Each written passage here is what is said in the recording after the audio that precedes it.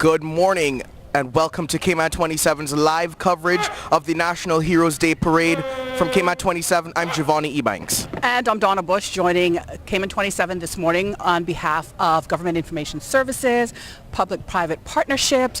We're happy to be here at the National Heroes Day coverage here in Heroes Square, downtown Georgetown, where some 316 recipients are going to receive awards throughout the area this morning in the field of sport. That's right, and you know, it's great that once a year we get to come together and celebrate and recognize persons who make a difference in our community, and so for that we are thankful to be here as well. Like you said, some 300 plus persons, and you know, sports is something that affects everything in our society. You know, it affects how we communicate with others, team building and stuff like that, so it is a very important day here today. Very, very momentous occasion for everyone who will be receiving an award here today. Of course, their family and friends are here to support them. We'd also like to mention at this time that in the town hall after this event, an exhibition has been put on by the various sporting associations. Right. We're encouraging everyone to, of course, go and visit that. To our viewers at home, obviously, you won't be able to make it down here, but if you can, please, by all means, do. The exhibit will be open until this afternoon sometime. That's right. I would also encourage everyone to come down as well, because I just got to take a quick peek over there and it is looking fantastic. As you can see there on your screen, members of several different contingents are in the Heroes Day Square, of course, including yes, the fire service. We have the fire service, we have the prison service, of course the RCIPS, Royal Cayman Islands Police, we have the cadets. As well as the Pathfinders from the Seventh-day Adventist contingent. They're Yes. here as well as the Girl Scouts, all squared up. Yes. Is that a good pun, squared up? Yeah, but I think that they actually look forward to this time of the year when they can come out and do all the things that they've been practicing to do at such events. So it's a beautiful scene out here. For those who are at home, you can see the contingents all lined up here in Heroes Square. Of course, the beginning of National Heroes Day, the event and celebrations underway here. We've had the arrival of all the dignitaries, That's as right. you would have heard earlier, including Her Excellency the Governor, our ministers. His Excellency, the Governor, at the minute, the Honorable Franz Manderson, sitting in as Governor. As Governor today, yes. And we are currently awaiting the arrival of the Honorable Premier, the Honorable Alden McLaughlin, as well as the Speaker of the House, the Honorable William McKeever Bush, who are set to arrive in any moment. All right. Well, we're off to a beautiful start here. They were worried about weather conditions. It's a beautiful, beautiful morning here in Heroes Square. We couldn't have asked for better weather this morning. It's a beautiful time. As you can see, you know, normally these events tend to be quite hot, but with our recent weather conditions, it lends itself to a little bit of breeze, which I'm pretty sure all of the members of all the different contingents are extremely appreciative for. Of course, like you said, all the dignitaries are on stage, as well as the majority of the chief officers from government, who are all sitting and waiting. Now, we have several different categories of the awards that we're going to get into in just a little bit. But like you said, some 316. You know, imagine what the board must have felt like selecting 300 people who are so deserving, and of course so much more who should be deserving as well. Well, it's a task that I personally would not have liked to have been a part of. However, like you said, there are many men and women, boys and girls within our community who truly deserve to be recognized and honored for their participation, their involvement in sport. You mentioned earlier there are various awards that will be given out, particularly those in the early pioneer and pioneers and emerging pioneers will be receiving their awards on stage today. If we could just give our viewers at home a little rundown of exactly what these particular awards mean and who are the people that qualify for these awards. The early pioneers are an individual who has made a significant contribution prior to 1960 to the development and the delivery of sports in the Cayman Islands. This individual may be alive or deceased, and a commemorative insignia and certificate will be awarded to this individual. Of course, like you said, that is from 1960s. Now, if you go over to the pioneers section, that is an individual who has made a significant contribution between 1960 and 2006 to the development and or delivery of sports in the Cayman Islands. The individual may be alive or deceased, and a commemorative insignia and certificate will be awarded. And of course, we have our emerging pioneers. I would assume that those are the younger folk. That's an individual who has made a significant contribution from 2007 to present day to the development and delivery of sports here in the Cayman Islands. Again, a commemorative insignia and certificate will be awarded. I'd just like to mention, Giovanni, that the insignia pin was actually designed by a member of, or members of, the Government Information Services team. That's amazing. So it represents, of course, sport. Right. With a number of varying design elements that went into actually putting this insignia pin together. So, of course, those folks will be receiving the pin. We'll tell you a little bit more about that in just a little bit and exactly what the elements were that went into designing this. That's right. It's going to be an interesting to hear, because especially now that it was designed locally, you even have so much more support from it. But we also have another category, the Memorial Scroll. Now, the Memorial Scroll is a deceased person who was a leader or notable contributor to the development and or delivery to sports in the Cayman Islands. The individual will be recognized with a certificate, but will not receive a commemorative insignia. And of course, being that these members are deceased, it's only fitting to say that someone from their family will collect it on their behalf. I don't know if we're doing third-party ghost exchanges of insignia here today. Yeah, maybe. I'm not quite sure what the plans are there, but just to mention the insignia pin, it's given to persons, and what those persons are required to do moving forward once they have received the pin is to wear it at every formal function that they go to, because this signifies a very momentous time in their life. To be here on National Heroes Day and to be recognized is an incredible feat for, I think, all of these folks who will be receiving awards here today. Also, they have the Long Service Award, which a lot of people are on that list out of the 316. This is an individual currently alive who may not necessarily have been a leader, but is a long-standing contributor to the development and delivery of sports here in the Cayman Islands. For 10 years or more, this individual will be recognized with a certificate, but will not receive a commemorative insignia. And I think at this time we're going to take a quick pause as the Speaker of the House, Honorable Makiva Bush, enters.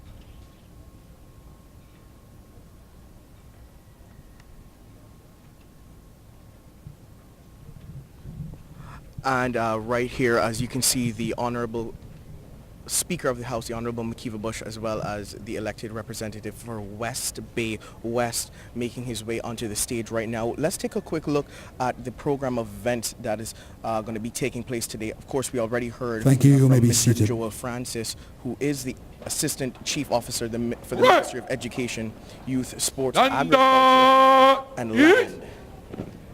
Start, easy.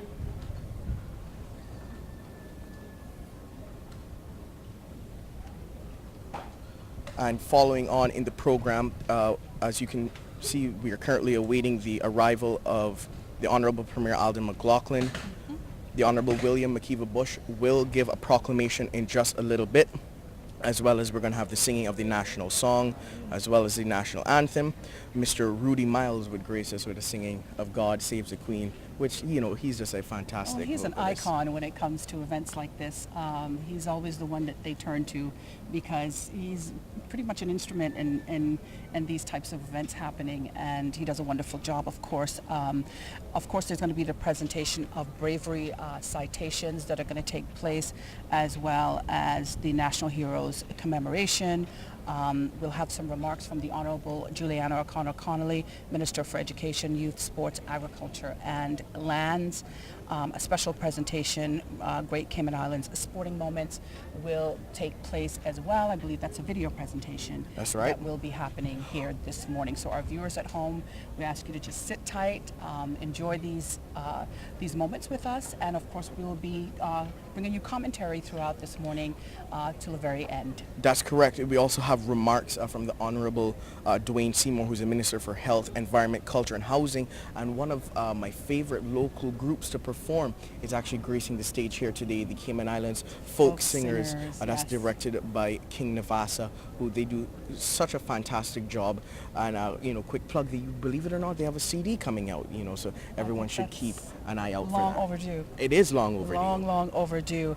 Like Giovanni mentioned, the Cayman Folk Singers will present us with their talent this morning, and then we'll have the laying of the wreaths by Cabinet Secretary Mr. Samuel Rose, followed by a moment of silence, and then presentation of awards to our early pioneers and emerging pioneers in sport. Announcing the Honourable Tara Honourable Rivers, Juliana Minister of O'Connor Financial will Services be, and making Home those Affairs. presentations on stage this morning. That's right. And just as you could hear behind us, they were announcing the arrival of the Honorable Tara Rivers, Minister for Financial Services, who is entering behind us and going up the steps onto the stage. Of course, still waiting the arrival of the Honorable Premier, at which point the official proceedings for the ceremony will begin. Yes. And of course, when all those names are being called this morning, we will be silent. We won't be providing commentary when the awards are being given out, simply because we want each and every one of you at home to hear the names that are called of the persons who are being recognized here today. That's correct. And the final part of the ceremony here today includes the official closing of the National Heroes Day Parade, which will have the singing of the national song, the official departure, as well as the platform party departures. So all of the fantastic members of each contingency that you see standing here will be departing in a very fashionable way, better than I can ever do it. And as you can see, many different ministers there on the stage here at the National Heroes Day coverage live from Hero Square in Georgetown. We want to thank you so much for tuning in. This is, as you were saying earlier, a very significant ceremony, because sports specifically means so much to our people. It does. And every level, every age group, it is an important part of our lives here in the Cayman Islands, in every sport. I mean, I don't think there are too many sports that we haven't been a part of as a people. It's true. I'm sure there's some, of course, but there are others that we're very heavily involved That's with. right.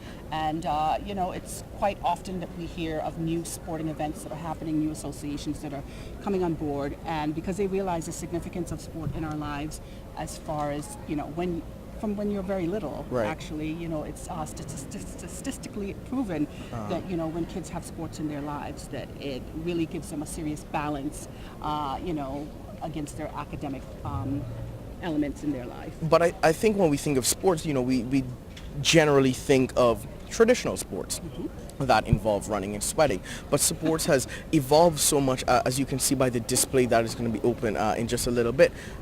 Motor cars are sports as well. Yes. All rise for the arrival of the Premier, the Honourable Alden McLaughlin. And we're taking a Mrs. quick pause McLaughlin. for the rise of the Premier, who is now arriving on scene. Ready. Parade shot.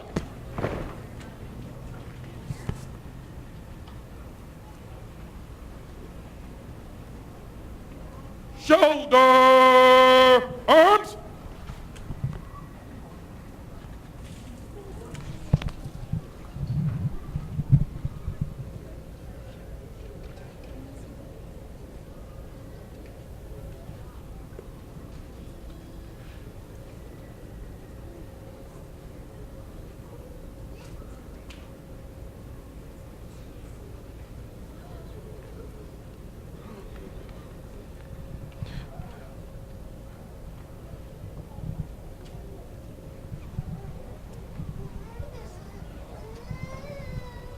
General salute. Present arms.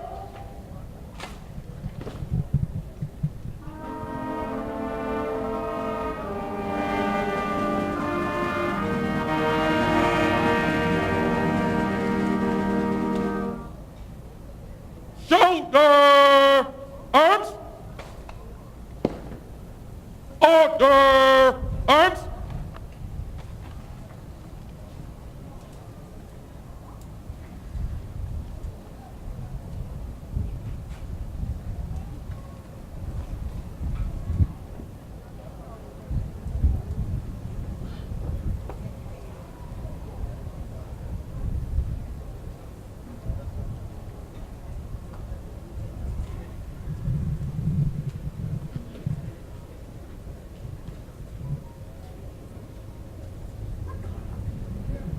Parade. Stand up. Ease. Stand easy.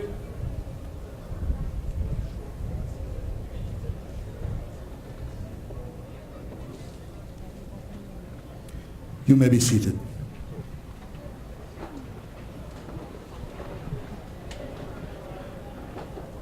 Now, of course, the official ceremony can now begin.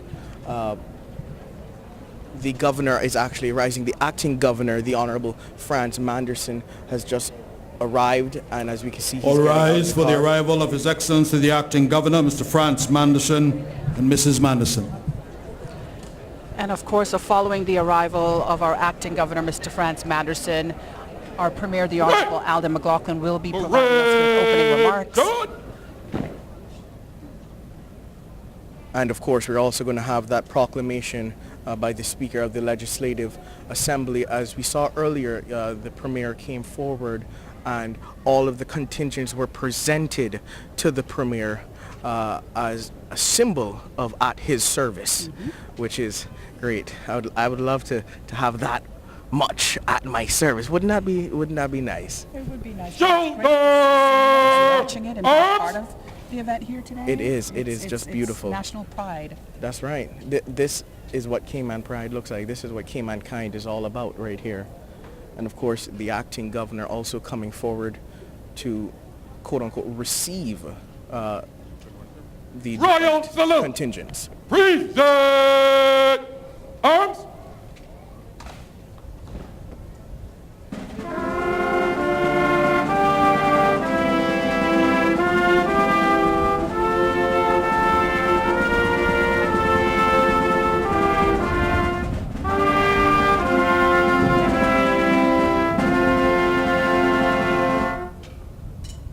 Shoulder arms.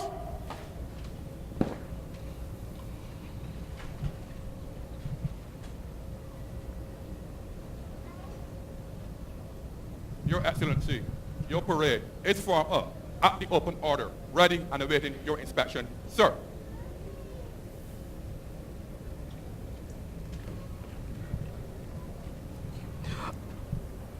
And right now, the acting governor, the Honorable Franz Manderson, is walking around Hero Square, taking a look at the different contingents, seeing how they are presented. Of course, he is considered at this moment the ultimate commander-in-chief for each contingent represented here today. Yes, and as you just said, he is walking around Hero Square, inspecting the troops that are here today as part of this national celebration here in Hero Square, Georgetown. Again, some of the contingents that you may be seeing on your screen, of course, if we start from the left side of the stage, we see the Pathfinders, a contingent from the Seventh-day Adventist Church, and then we move to the right, we can see the Cub Scouts. Currently, the governor is at the RCIPS, as you can see on your screen. And of course, as you come around from the Cub Scouts, we have the Girls Brigade, followed by the Cadet Corps, RCIPS, Fire, Service, as well as Prison Services. And I have to say, everyone looks so nice and dapper this morning. They do. In their uniforms, well put together. Of course, this all comes from the discipline of these types of services. That's right. And agencies, persons are trained to always look their best when they're part of national events. That's such as right. these. Not only that, let's also, put out there that, these groups, they are doing marches in Georgetown, and for them to be marching in this clothing, must be a little bit warm, but also kudos to them for being able to wear white, which I think is fantastic. You know that wearing white is not always the easiest. Right. No, it's not. It does keep them cool, though. That's right. Shoulder arms. Royal salute. Present arms.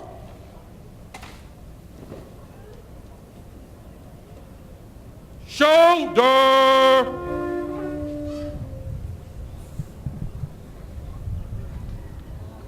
Shoulder arms. Order arms.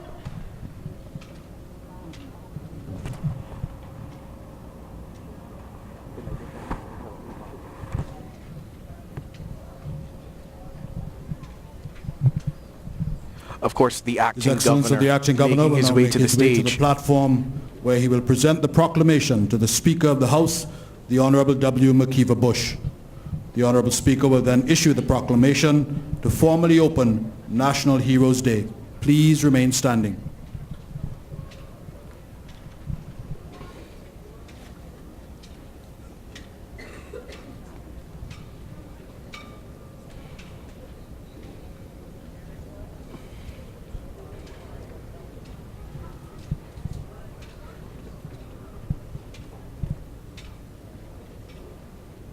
And there we can see the acting governor, the Honorable Franz Manderson, handing the proclamation to the Honorable Speaker of the House, Honorable William McKeever Bush.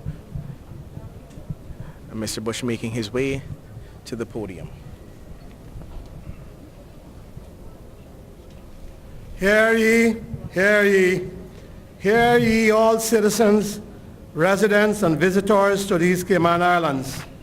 Whereas on the 27th day of January 2003, in the year of our quincentennial celebrations, this plot upon which we are presently met was proclaimed as Hero Square, a sacred place of honor and esteem, dedicated to the endeavors, sacrifices, contributions, and achievements of the Caymanian people.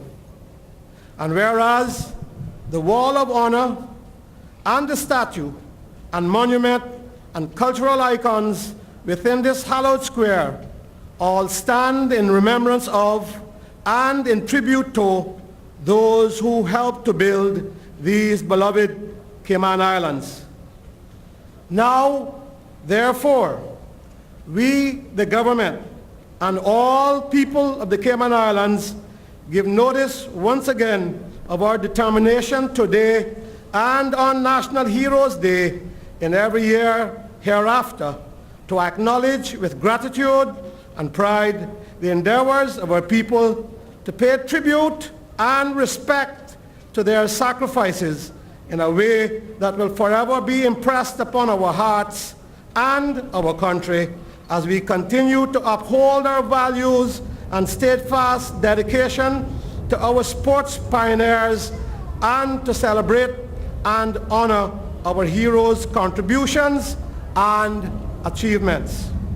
And in furtherance thereof, we hereby give notice on this day, the 22nd of January 2018, and every occasion of the celebration of National Heroes Day hereafter, that recognition by way of commendation and award and honors and laying of flowers may be conferred on not only honored but ordinary citizens as shall be deemed deserving thereof.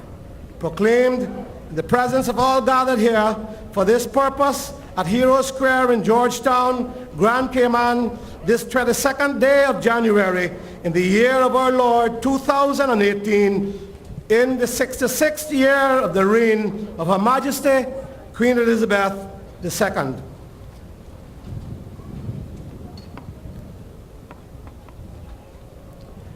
And the proclamation given there by the Honorable Speaker of the House, Mr. William McKeever Bush. This will be followed by the walk past of children waving the Cayman Islands flags, presentation and hoisting of the national flags, and the singing of the national anthem, God Save the Queen.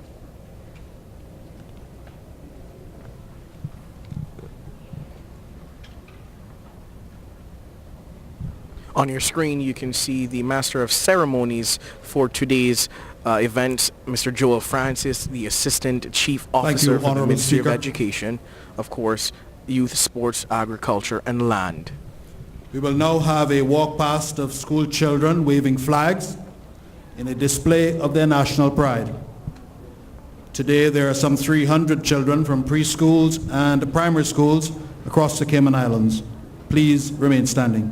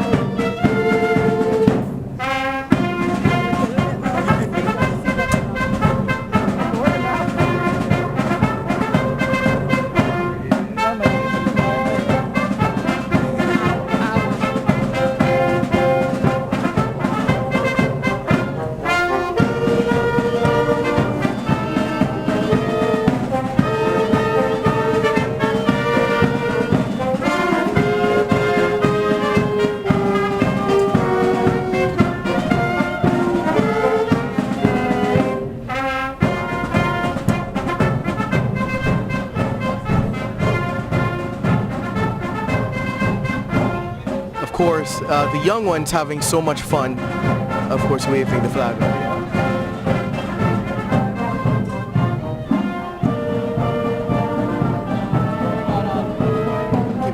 Of course, as we were saying, of course, the young ones walking around, some 300 students waving the flags here today at the National Heroes Day Parade. We see Red Bay Primary School as well as John A. Cumber Primary School, as well as a host of other schools, Georgetown Primary included, all here today. And as our MC announced earlier, this is the beginning of a sense of national pride for our young people right. from the primary level to be a part of such a celebration. And they're just so cute. They are. They're just in their uniforms, just waving the They're flag. so cute.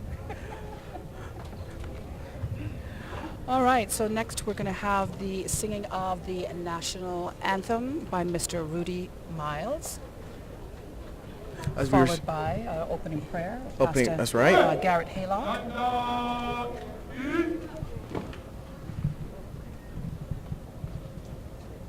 Also during the singing of the national anthem, prayers, as well as the national song, we won't be providing commentary out of respect to those songs and, of course, religious prayers.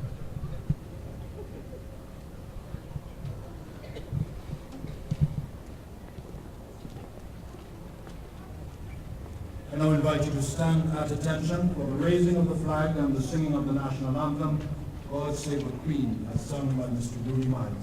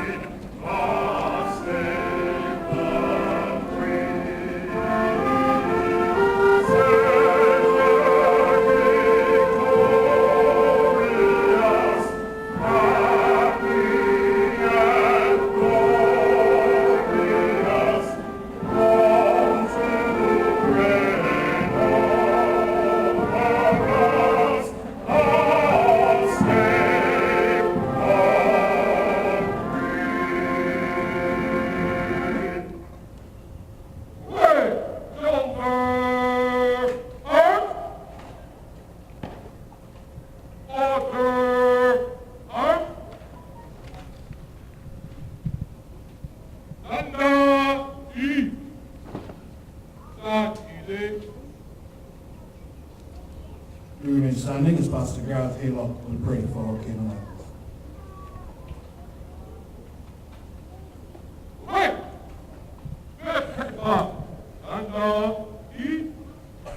Let us pray. Father in heaven, we pause to give you thanks. We recognize you as the great I am.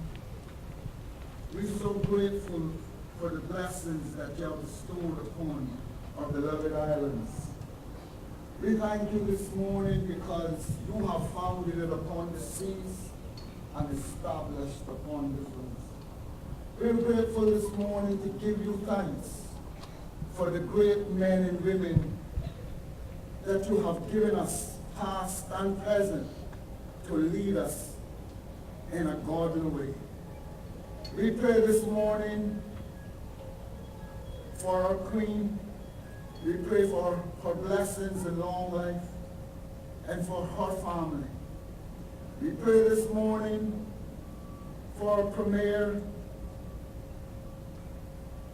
and all elected members of Parliament. We thank you for our acting governor. Lord, we pray that your blessings would be upon him and that you would continue to bless him in a wonderful way. Bless us all together today as we come out to celebrate with those that would be awarded for their efforts, especially in the sporting arena. We thank you, Lord. It's been good to see many of our friends over the past years of football especially receiving those honors today. We thank you, Lord, because each one in their own way have made a contribution to the betterment of our island. Father, we pray that you would help us, and in all of our getting, we may get understanding, that we might realize that it is righteousness that exalteth a nation, but sin is a reproach to any people. Steer us in the right direction. Help us to take your guidance, Father, as you steer us in the right direction. Bless, Lord, all of our heroes, past and present. Take over this event, Lord. We commit it into your hand, asking you to take full control, and we'll give you the glory. In Jesus' name, amen. Of course, that is Pastor Garrett Haylock with the opening prayer, and now we're going to get some opening remarks from the Honorable Premier of the Cayman Islands. Thank you, Mr. Mile and Pastor Haylock. I invite everyone to remain standing, please, as the parade marches off.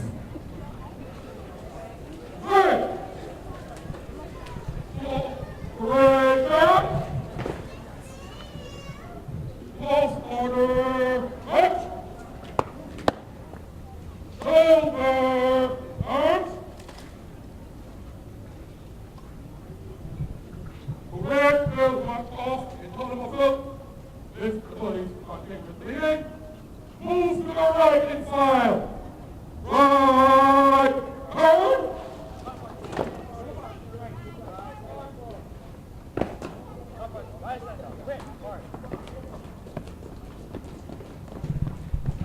At this time, before we receive, of course, the opening remarks from the Honorable Premier, as you just heard, each of the parades will be marching off. Of course, after which we will then hear from the Honorable Premier, the Honorable Alden McLaughlin.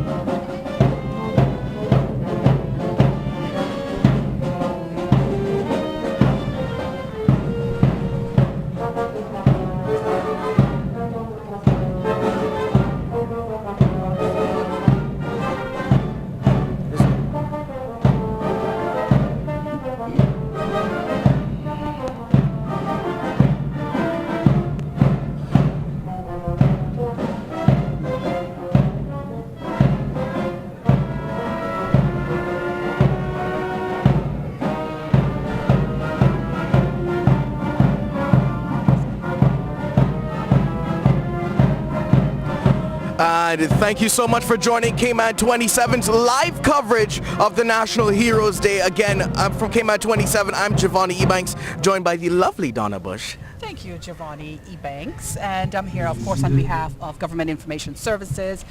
We've been here from the very beginning this morning. That's right. With the arrival of the Parade of Uniformed Services here this morning. They've just left. And now we're going to hear opening remarks from the Honorable Premier, Mr. Alden McLaughlin. So let's go to him. Thank you, Mr. Master of Ceremonies. Acting Governor, Mr. Speaker, elected members of the Cabinet, elected members of the Legislative Assembly, Acting Commissioner of Police, honored guests, ladies and gentlemen, boys and girls, good morning. It gives me great pleasure to join you on this Heroes Day, where we're honoring the men and women who have made outstanding contributions in an area that is near and dear to my heart, sports. The Cayman Islands has a long and proud history of achievements in sports, from the bicycle races and sailing regattas initiated by former Commissioners Hearst and Cardinal in the early 1900s, and the introduction of netball on grass courts in 1955, to the introduction of sports like football and cricket by Teacher McPhail, until this day, when Cayman can boast medaled Olympians and peoples of all ages engaging in the daily pursuit of sports. Today we have more than 33 sports associations and a myriad of organized and very active sporting activities. My passion for sports runs deep because I believe it teaches discipline and teamwork. Many of you know that my passion is cycling, but I believe that any sporting activity is necessary to not only build character, but to also encourage a healthy lifestyle that contributes to the physical, mental, and social well-being of our community. Sport also transcends borders, race, gender, and social status. It is a universal language that possesses the power to uplift, entertain, and unite us in celebration of the human spirit. Sporting activities, both amateur and professional, have vast economic, political, and cultural influences on societies. While watching and playing sports draws us closer together as a community, hosting sporting events can boost tourism and revenue. We have already seen sports tourism and its positive effects on our economy through such events as the Cayman Islands Classic Basketball Tournament, the Cayman Islands Marathon, the Cayman Invitational, the Island Rumble, Flowers Sea Swim, the CONCACAF tourneys, equestrian events, and so much more. As a quick example of what bringing an event to our shores can mean to our economy, the basketball tournament hosted here last November delivered an economic impact of $2 million based on 1,600 visitors spending an average of $1,200 over the 3 days of the Cayman Classic. And there were spin-off benefits from the competition, including positive media coverage around the United States and the potential for the players to become ambassadors for Cayman. It is our goal to become a first-class sports tourism destination in much the same way as we have become the culinary capital of the Caribbean. This government recognizes the importance that sport plays in the Cayman Islands and has pledged its commitment insomuch as where we have athletes with potential to attain elite status, we will support them to fulfill their potential. As I said earlier, sports is one of my passions, and I had the honor and privilege of serving as Minister of Sports from 2005 to 2009, when, as an elected government, we inherited the ravages left from the September 2004 Hurricane Ivan. That storm caused extensive damage to our sports and recreational infrastructure, and I knew that as minister, we had to quickly either rebuild or in some cases provide entirely new facilities. Today, those facilities are still being used by athletes, both young and old, to hone their athletic skills. We are here this morning to pay tribute to those who have given unselfishly to ensure that sports in the Cayman Islands thrive. There are so many in our midst that have made great contributions to sports and its development. And I'm not talking just about athletes. Without coaches, their support staff, event organizers, and the parents who ensure their young sportspersons continually get to practice and to competitions, and the many others involved, we would not have the top-notch competitors and attract world-class and professional players to our various tournaments and other sporting events. Next month, the Cayman Islands will host the Legends Tennis Tournament with some of the biggest names in the game coming to our islands, including Jimmy Connors, Pat Cash, Stefan Edberg, Claire Liu, and current U.S. Open champion Sloane Stephens. I mentioned the tournament because I hope some of our youngsters will be inspired by these athletes to pursue a career in the field of sports. Our own sports heroes such as Ronald Forbes, Brett and Sean Fraser, Sidonie Mothersill, Kamar Hyman, Laura Butler, Florence Allen, Jamal Walton, Kareem Street Thompson, and Dowd Travers have all done their part to make us proud, and each has worked with youth at home to help inspire youngsters to enter the sporting arena. I am proud of all our athletes in the Cayman Islands, from those who hustle up a weekend game of football amongst friends, and those who play in organized teams, to those who are our ambassadors on the world stage. I thank the coaches and their support staff that constantly push all of our athletes to be better, and the parents and guardians who offer encouragement and support. I do not envy the National Heroes Day Committee. The public submitted 562 nominations, and today we are awarding some 316 individuals. I thank and appreciate the people who took the time to nominate those they thought deserving of this national award. I also thank the Ministry and the Department of Sports for all the hard work they do to help keep our sports programs robust and fun under the leadership of Minister of Sports, the Honorable Juliana O'Connor Connolly. Again, I thank you all for joining us for this year's Heroes Day ceremony, recognizing our great contributors to sports. I'm sure this day will be one you will not forget, and I hope you will continue to keep all of our athletes and your government always in your prayers and thoughts. I thank you for your attention.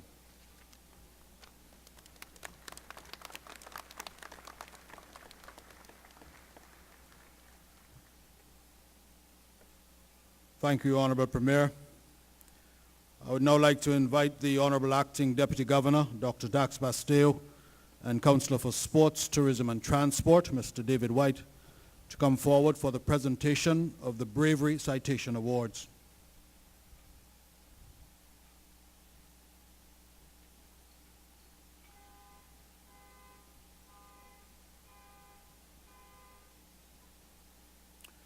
Two people are being honored.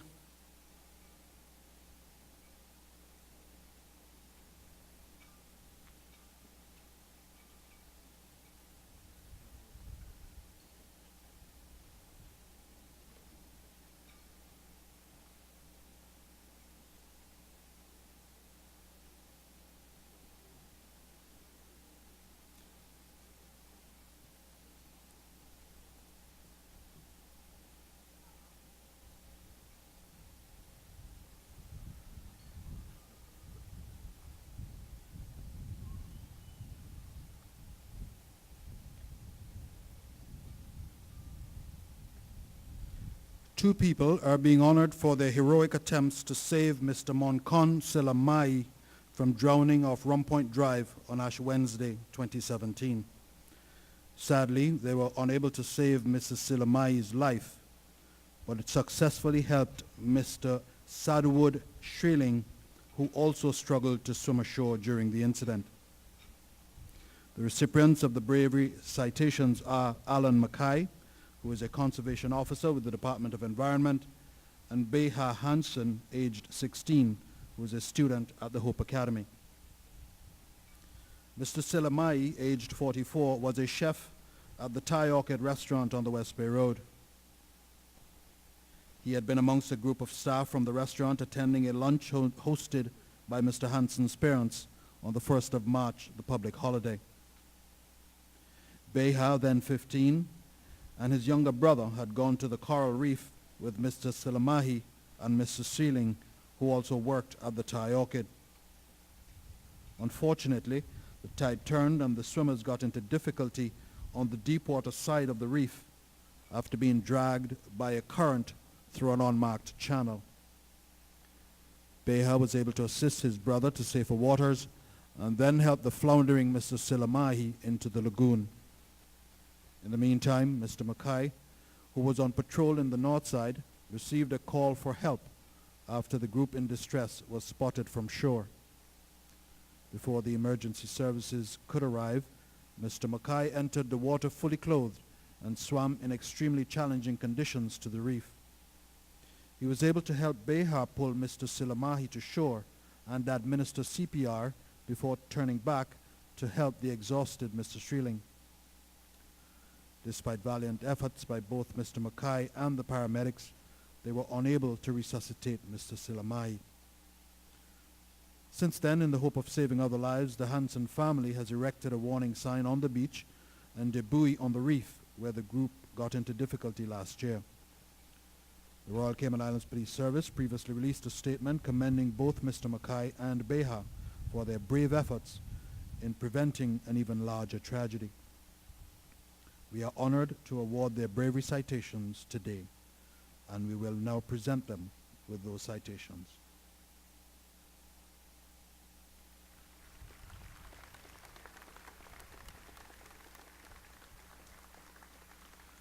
Congratulations to you both, Mr. Alan Mackay and young Beha Hansen.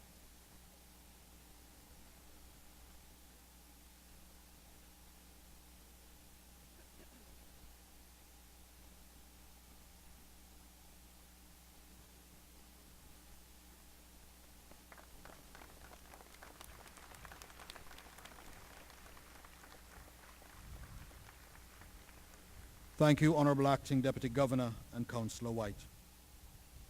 We will now have a commemoration to our national heroes. These will be presented to you by Master Isaiah Whitaker, who is the 2017 head boy at Prospect Primary School, and Miss Jamie Ebanks of the Clifton Hunter High School.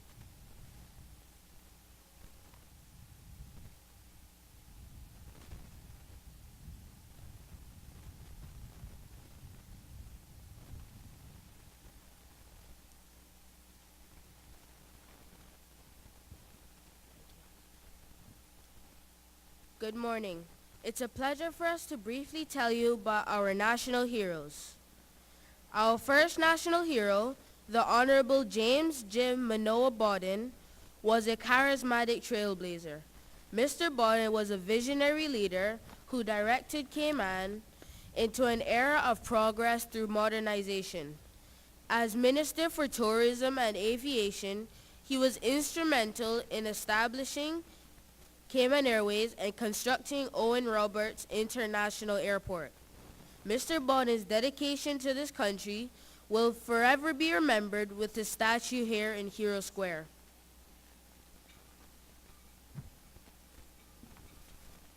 National hero, the Honorable William Warren Connolly, was best known for his prominent public service and political career that spanned over 3 decades.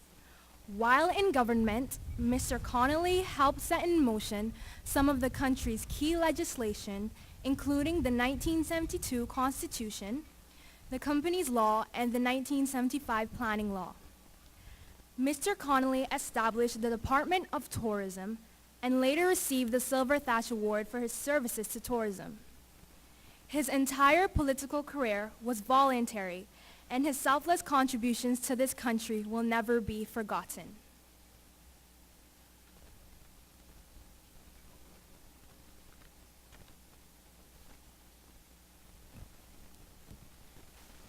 The Honorable Thomas William Farrington was an outstanding citizen and a great contributor to the Cayman Islands community. Mr. Farrington was a man of immense wisdom and sincerity, especially in matters involving his beloved district of West Bay. He entered the public service in 1921 and still remains as the longest-serving representative in the Legislative Assembly with 55 years. The first elected member responsible for finance, Mr. Farrington, was also the first Caymanian to be honored by Her Majesty, the Queen, as a Commander of the British Empire.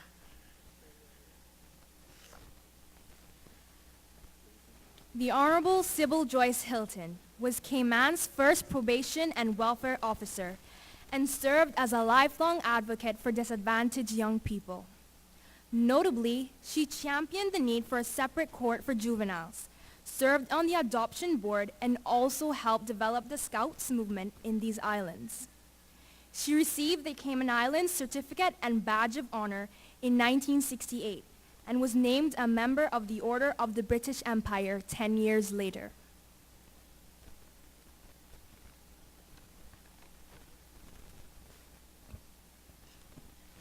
National hero, Dr. the Honorable Roy Edison McTaggart was known as both a businessman and a philanthropist.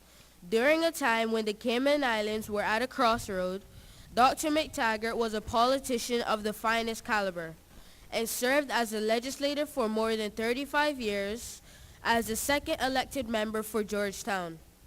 He became a qualified dental surgeon at the age of 22 and was the only dentist in the Cayman Islands at the time.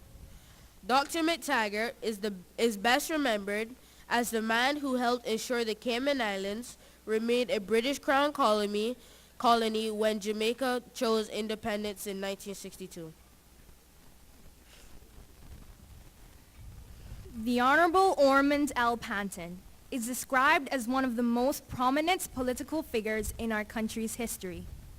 Mr. Panton founded Cayman's first political party and was the first to win an election as party leader. As an outspoken attorney, Mr. Panton was the first Caymanian attorney to appear before the Privy Council in London. His professional skills combined with his desire to help others assured his success in many local trials. Mr. Panton was the youngest delegate to attend the historic West Indies Federation discussions.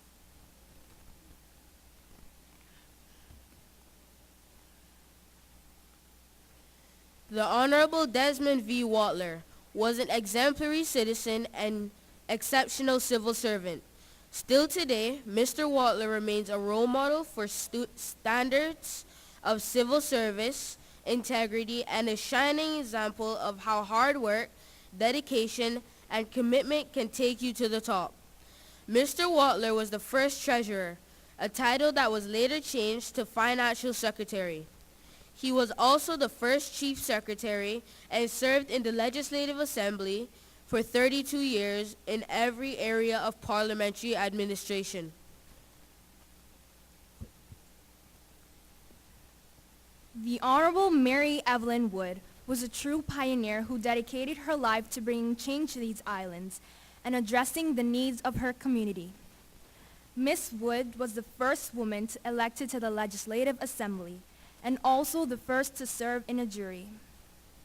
In her early 20s, Miss Wood established a school, serving as its sole teacher. She later became a trained practical nurse, providing tireless care around Grand Cayman, but notably during the typhoid epidemic of the late 1930s.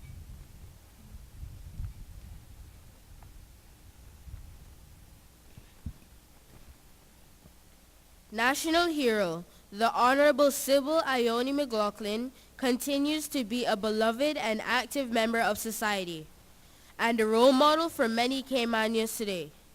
Mrs. McLaughlin received the country's highest honor in 1996 for her invaluable contributions to Cayman's parliamentary development, as well as to community life. Among her outstanding achievements, Mrs. McLaughlin was appointed the first Speaker of the Legislative Assembly in 1991.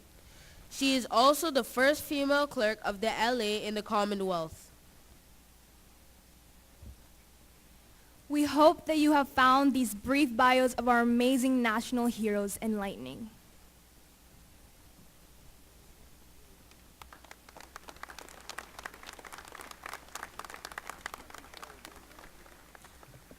Absolutely deserve a round of applause, yes, in their delivery of the commemoration to our 9 national heroes. Thank you, Isaiah and Jamie.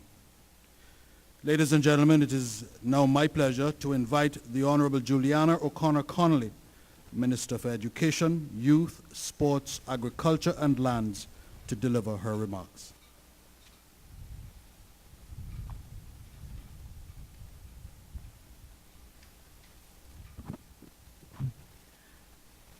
Protocol already having been established, permit me please to say a very warm Caymanian welcome to all distinguished persons here this morning. I also want to go on record to thank Miriam Foster, who has always been assiduous and loyal in helping me with the preparations of my speeches, but she is also very cognizant that this minister often puts it one side at the last minute. So thanks, Miriam. I sat there this morning, Honorable Premier and distinguished members, and thought how I could best relay the significance, the importance of sports to our beloved Cayman Islands.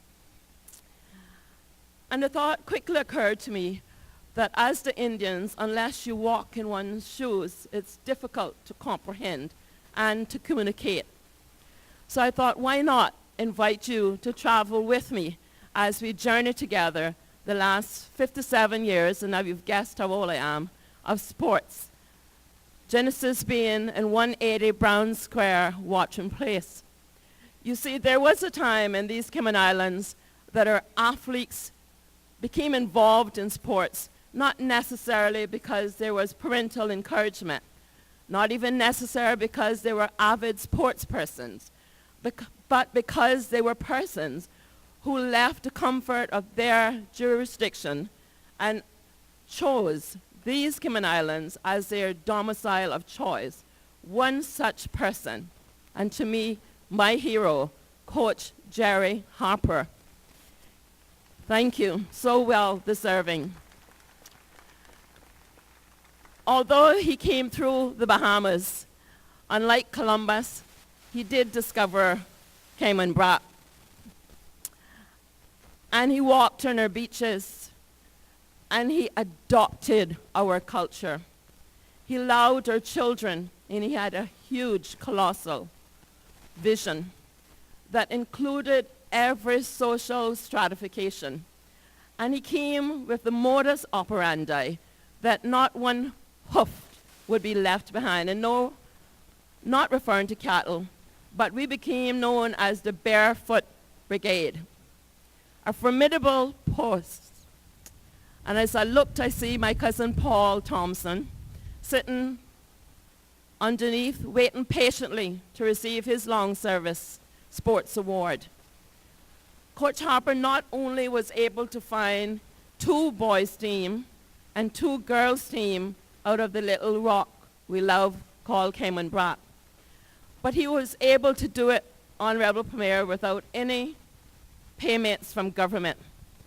And that's my first emphasis and pause today.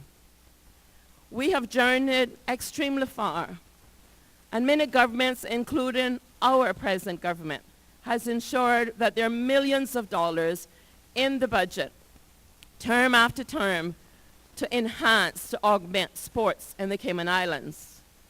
But sports can rise to the top, even without it. And let me quickly clarify that before it makes the first headliner. You see, the Barefoot Brigade, we sold cakes, we sold sodas, we walked and got pledges, and we were the first international team under the able leadership of Coach Jerry Harper to go overseas to represent our home country, the Cayman Islands. And yes, although we were from the Brac, here's my second point We represented the Cayman Islands because out of 3, we are 1. Coach Jerry Harper also learnt quite quickly the art of approaching the businesses. Point number 3, if we are to nation build, and we will nation build, it's going to be a tri-party relationship. The individual or the corporation, the private sector, and the government. Government cannot and will not do it all. Private sector can perhaps, but should not have to do it all. And the individual must want to do it all. Coach Harper took us from the islands that time forgot to Clearwater, Florida for the relays, some of us to Carifta, and the biggest event on our sports and calendar at that time was at the University of Florida for the Gator relays. And yes, we ran barefoot there and got medals as well. And for those of you who are younger than 57, let me give you a sports tidbit. The barefoot competition on the international stage was prohibited when yours truly was running a 4x100 against Marlene Otto of Jamaica, and her spikes clipped me in the back of my heel, which in normal circumstances in a normal court you would stop and fall out of the way. But because you know at the end there would be the bellowing of Coach Harper, you continued on. But the technocrats there thought it had gone a bit far with the Barefoot Brigade, and the ruling was made there and then that we could no longer compete as the Barefoot Brigade. And that wasn't too bad because the private sector came on hand and provided us with the necessary footwear, which until today I have difficulty running the speeds with shoes on. And I'm not ashamed of that because when we forget our history, we're going to have some difficulty with our future. And that was my point number 4. And then Coach Harper, as we were able to go across, he thought it was time for us to show up on the big island called Grand Cayman. And this little country girl, although had been to Florida and ran in Nassau and Jamaica, I was intimidated. Premier, I was scared, completely scared to come to Grand Cayman. Because here's a little bit of history. Those of us from the BRAC, we were a bit intimidated because if we succeeded, and succeeded we did and still do, we were called soldier crab fat eaters. And some of you mightn't appreciate that, but ask your parents when you go home. And I remember those days we did not have the Truman Bodden Sports Complex, but we ran there at the high school. And Coach had to come and get me out of the bathroom because I was hiding. I knew what my times were, and he had showed me the times of the Mollyans and the Evelyn Rockets, and I knew I could give them a run for their money. But I was afraid of being told that I had eaten soldier crab. That was the local name for steroids those days, I suppose. Nonetheless, I was between a rock and a hard place. The condemnation of Coach Jerry Harper, or the wrath of my parents going home without a medal. And for those of you who know, my father was a policeman. Need I say any more? To make a long story short, Mr. Jimbo Ryan was our principal, and that was another rock between a hard place because he wanted to go home with the trophies and the medals. I came out and I ran, and if you don't believe it, you go and look in the late Desmond Seals Northwester, and you'll see a picture of the young Jimmy Ryan looking on at the one Skinner Juliana beating my good friends Evelyn and Molly Ann in the race, and the rest is history. I also want to share another bit of tidbit. Coach Jerry Harper introduced the various methods of jumping, and there were 3. There were the straddle, the scissors, and the Fosbury flop.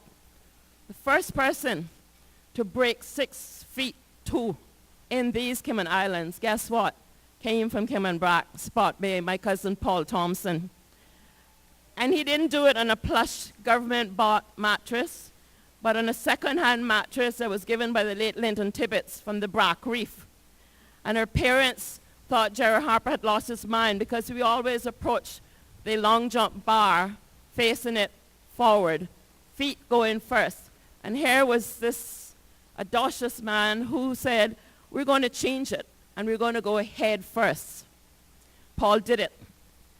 And he continued to hold that record for many, many years. And I want to publicly thank Coach Jerry Harper once again. And if you would, he's now come into his golden years. And yes, he still bellows around and still gets involved in sports, but he's slowed down like the rest of us. If you would, be upstanding and recognize a real sporting icon.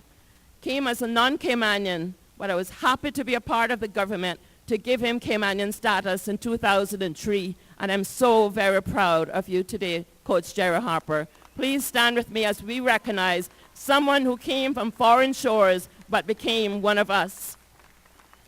Thank you. You may be seated. Coach Jerry Harper not only was satisfied with us coming to Cayman and taking back the many medals, including the corporate race.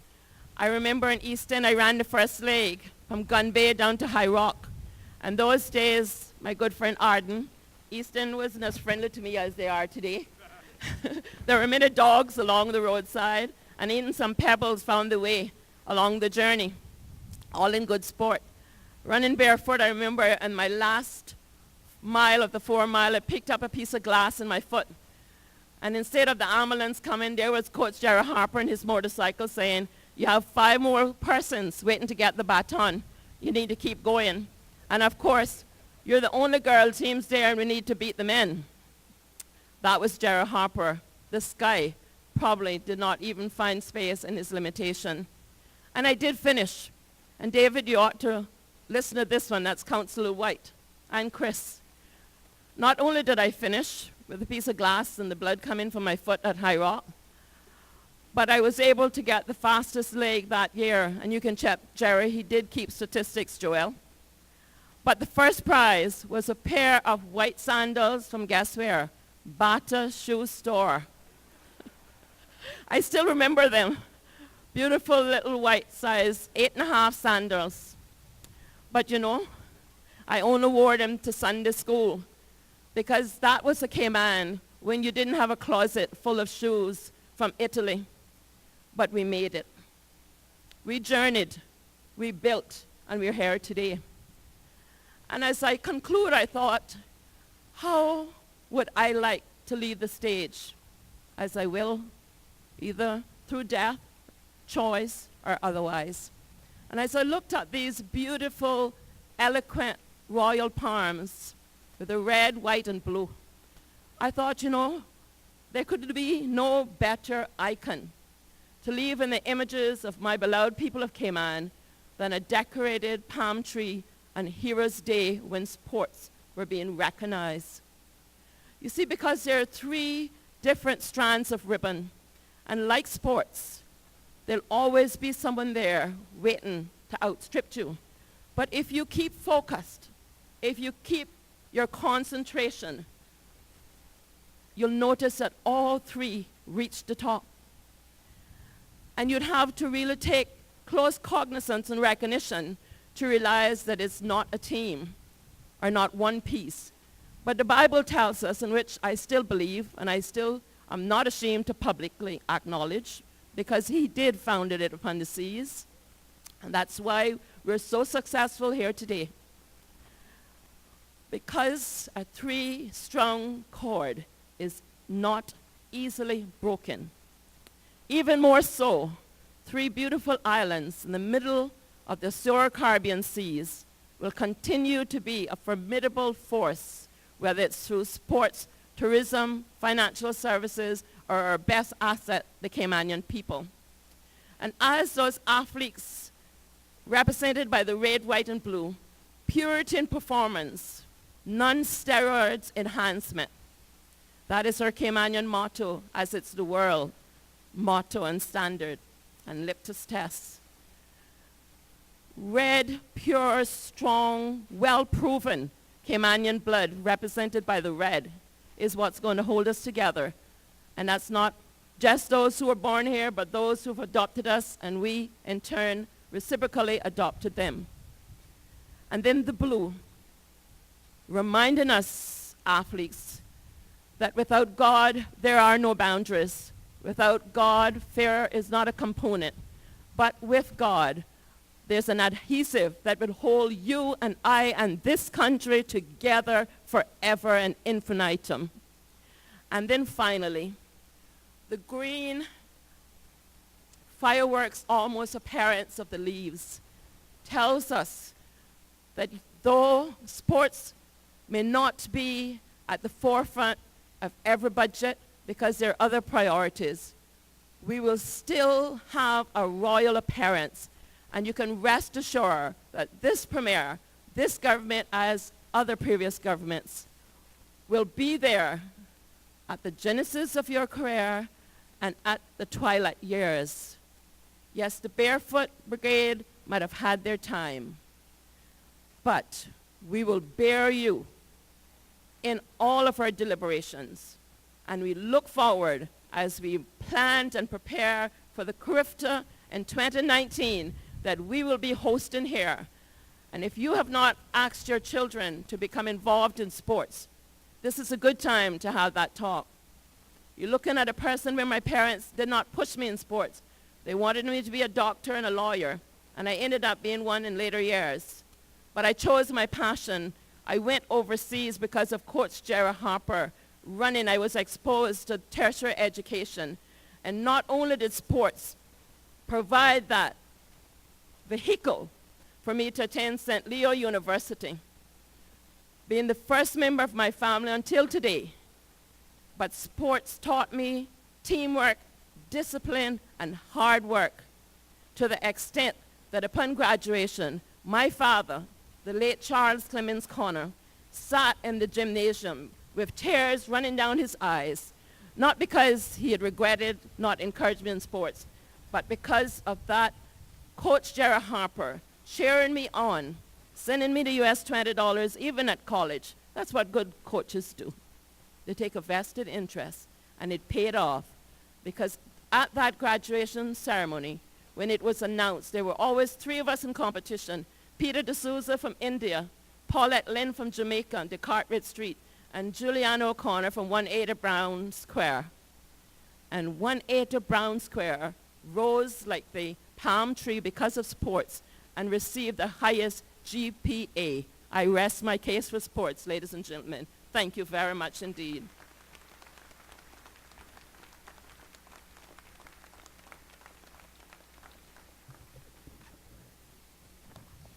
Thank you. Thank you very much, Minister O'Connor Connolly. I'll invite you now to turn your eyes to the video screens as we'll have a short presentation on some of Cayman's significant sporting moments. The video presentation is narrated by Ben Mead. When compiling such a list, it's impossible to do justice to the great achievements of the people of the Cayman Islands. Nonetheless, here are 25 great Cayman Islands sporting moments. 1976. Three sailors, Carson Ebanks, Jerica Connell, and Peter Milburn, are the first athletes to represent the Cayman Islands at the Olympic Games. 1979. Renard Moxham signs a contract with Toronto Blizzard of the North American Soccer League. He becomes the first Cayman Islands professional footballer. In 1980, the first Pirates Week Open Water 5K Sea Swim is held. This is the longest running open water race in the Cayman Islands today. In 1983, Adam Llewellyn wins the Cayman Islands' first gold medal at the CRIFTA Games in Martinique, winning the boys under-17 discus throw. 1984, Lee Ramoon earns All-American honors for King University football. He was also All-American in 1985-86 and 1986-87. 1984, Marilyn Phillips competes in the first ever Olympic road race for women. 4 years later, Perry Merrin competes in the road race at the Seoul Olympics. 1988, Anthony Ramoon accepts a scholarship to play football at Syracuse University. He's the first Cayman Islands footballer to play at the NCAA Division I level. 1989, Kareem Street Thompson wins the Austin Seeley Award for the most outstanding athlete at the CRIFTA Games. He wins the award the following year. He also won bronze at the IAAF World Junior Championships in Bulgaria in 1990. 1990, Brazil Under-20 World Cup team plays an exhibition against the Cayman Islands national football team. The game ends in a 2-all draw. 1991, Special Olympics Cayman Islands competes at the Special Olympics World Games for the first time. and would win several medals over the years. 1991, Cayman Islands under-19 football team defeats Jamaica 1-0. This is the Cayman Islands' first victory over Jamaica in football. 1993, Charles the Killer Whittaker makes his professional boxing debut. He would go on to win several minor titles. 1994, the Cayman Islands men's national football team defeats Jamaica 3-2 to win Group 5 of the Caribbean Cup. Cayman Islands finished 4th in the competition after making it to the semi-finals. 1996, Sidonie Maldazil wins the 100 and 200 meter gold at the Carifta Games to earn the Austin Seeley Award as the most outstanding athlete. 1999, the Cayman Islands competes for the first time at the Island Games, winning 22 medals including 11 gold. Cayman would be a force to be reckoned with in several sports in future games. 2006, Sean Fraser sets the Central American and Caribbean Games record in the 200 meter freestyle. The previous record stood for 24 years. 2009, Sean Fraser wins gold and breaks the NCAA record in the 200 meter butterfly at the NCAA Division I Championships. 2010, Cayman Islands makes its debut at the Winter Olympics in Vancouver. Dow Travis competed in alpine skiing. 2010, the Carifta Games are hosted in the Cayman Islands for a second time. Chantel Morrison wins the girls under 17 100 meters. 2010, Sidonie Maldazil wins gold in the 200 meters at the Commonwealth Games in India. 2011, Brett and Sean Fraser both break the Pan Am Games record in the 200 meter freestyle. Brett won gold and Sean silver. 2011, Andrew Smiley wins gold in the first open water event at the Special Olympics World Games in Athens. 2012, Kima Hyman becomes the first athlete representing the Cayman Islands to run under 10 seconds in competition, setting a 100 meters national record of 9.95 seconds. 2014, Marlene West and Cameron Stafford win squash mixed doubles gold at the Central American and Caribbean Games. 2017, Cayman swimmers bring home 50 medals, their highest ever haul at the Carifta Swimming Championships. There have also been many more other great Cayman Islands sporting moments, and it's a certainty there'll be a multitude to look forward to in the years ahead.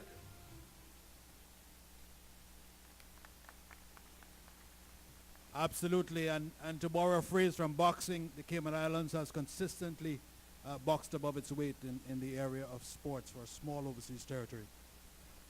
It is now my pleasure to invite the Honorable Dwayne Seymour, Minister of Health, Environment, Culture and Housing, to deliver his remarks.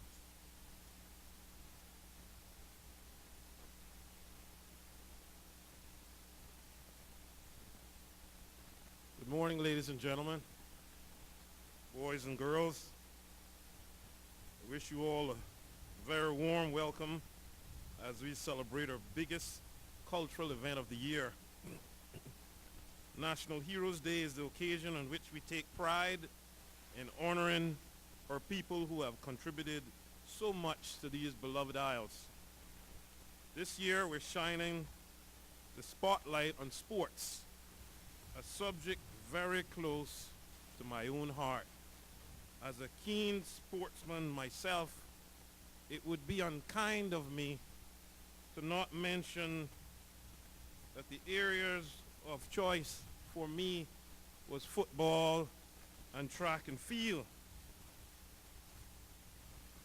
Ladies and gentlemen, I played for the Cayman Islands high school football team. Back then, we were teenagers who they put the Cayman Islands football team, high school team, in the actual football league. So most of the best players came out of the Cayman Islands high school football team that played with other teams throughout the districts after they left school. Ladies and gentlemen, you had to be good to be on that team for the Cayman Islands high school. It was an honor, actually. Ladies and gentlemen, I can tell you that I was such a fanatic about football back then that I had an operation on my foot and couldn't go to school, but snuck away unbeknownst to my mother and put on 7 pair of socks just to go and play, and almost killed myself. Ladies and gentlemen, I can tell you that Town Football Club is very near and dear to me, and being one of the first captains to take Town football team overseas on a tour. In fact, Town football team has never gone overseas without my support. And that was as young as a teenager. I can remember, ladies and gentlemen, going to Jamaica for the first time and seeing a camera put in your face because this visiting team was coming to play against Walter Boyd back then in 1991, I do believe. And there was a pause. I'd never seen a camera in my face before of what to say to this camera. You can only imagine a teenager trying to figure out what to say, and you've never been prepared for the big field like this. But we got through, ladies and gentlemen, and we represented well in Jamaica. And I can remember the first time any Towner had ever seen themselves on TV. All the games were televised and recorded, and you could see us in the room all huddling, waiting for the 6 o'clock news in Jamaica, just to see ourselves on TV. And the good thing about it is me and my roommate actually scored most of the goals. Ladies and gentlemen, my mother, Pedals Carol Stevens, was also a fast runner. Back in her day, one of the fastest in Town, I heard. And I found that out the very hard way, trying to run away from her one day from a beating. Ladies and gentlemen, everyone knows my sister, Anita, who was one of the fastest ladies or human beings ever to run in the Cayman Islands. She was champion girl from primary school straight to high school. In fact, they had a nickname for her, Bullet. And when they decided to downsize the houses at Cayman Islands High School at the time, she was in Barracuda. I can still remember this as a young boy. And every team was fighting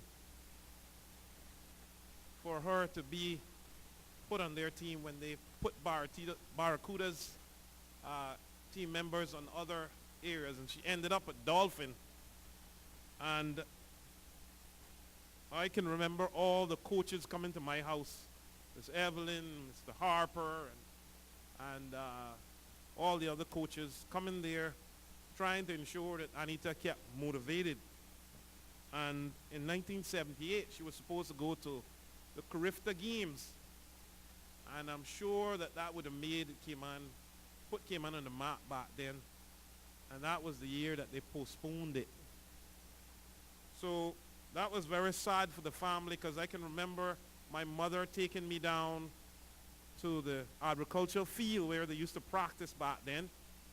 There were no girls who Anita could train with for that event. So she had to actually train with the boys. And she actually beat the boys. So she was the fastest person in the Cayman Islands at the time. And I want you to give her a round of applause.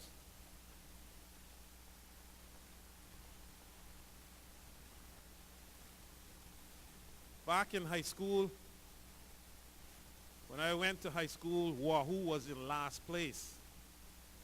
Ladies and gentlemen, you know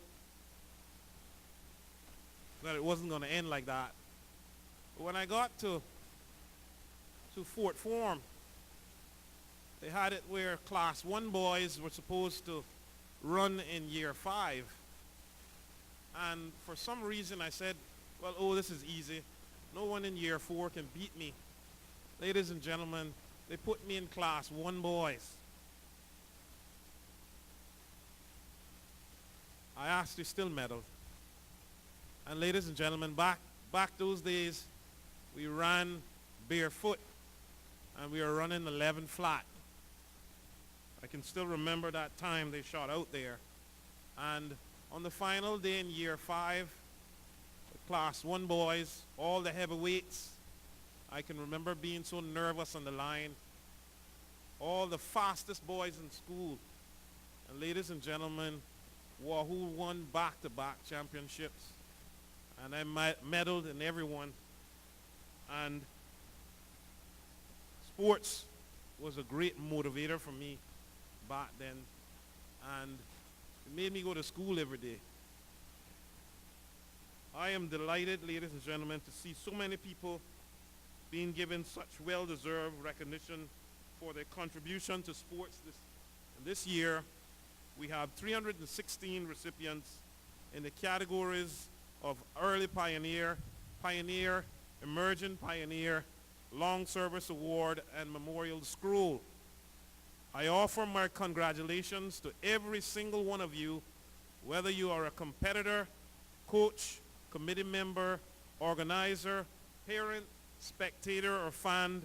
I know how much time, effort, and energy goes into supporting sports in the Cayman Islands. Ladies and gentlemen, that brings me to ask, what is a hero? In the Merriam-Webster dictionary, the terms of a hero is a mythological or legendary figure, often of divine descent, endowed with great strength or ability, an illustrious warrior, a person admired for achievements and noble qualities. What is a Cayman hero then? Is it one who cares about his or her country? One who cares about his or her people? One who usually has good qualities? One who is brave and valiant? One who is greatly admired by a lot of his and her people? One who doesn't care how small his or her country is, but competes against the world with vigor and fortitude. One who is blessed by God and forever calls upon his name for the strength of David against Goliath. Ladies and gentlemen, does that sound like Cayman's strength? And while we recognize and laud everyone receiving recognition today, I also want to pay homage to the countless others who have contributed to the development of sports throughout the years, from the early days of catboat races to modern day participation by Caymanian athletes in international competitions. We have witnessed truly remarkable sportsmen and women rise to the fore. I am extremely proud of all of our successes, both locally and in the world arena. Ladies and gentlemen, as I am also Minister of Health, I must further note how important sports is for our overall well-being. Physical activity is essential to a healthy body and mind, with participation in sports instilling a sense of achievement and satisfaction in our accomplishments. Ladies and gentlemen, it was also a huge pleasure to watch all the participants in the parade this morning, giving us such a great feeling of national pride. I hope you all will enjoy the events today as we honor the 2018 National Heroes Day awardees. Following the ceremony, we'll invite you to linger a while and enjoy the local food and live music behind the library. We also have a very impressive exhibition in the Georgetown Town Hall, in which a number of our sports associations have displays. Several associations will also be giving live demonstrations. Please visit their booths and learn more about each organization. There is also an historical display on loan from the Cayman Islands National Museum, which I am sure you will find fascinating. I thank everybody who has worked so hard to make this event possible, including the protocol office, the Ministry of Culture, the National Heroes Day Committee, the organizing team, the parade participants, and all the volunteers on hand today. We truly appreciate your efforts to make it a memorable day. From the heart of Gun Square in Bordentown East, may God bless you all.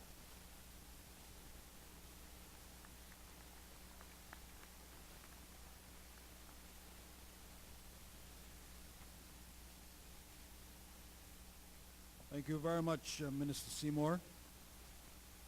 Ladies and gentlemen, boys and girls, we will now have a special cultural performance by the Cayman Islands folk singers, which will consist of a medley of Caymanian songs. Welcome them, please.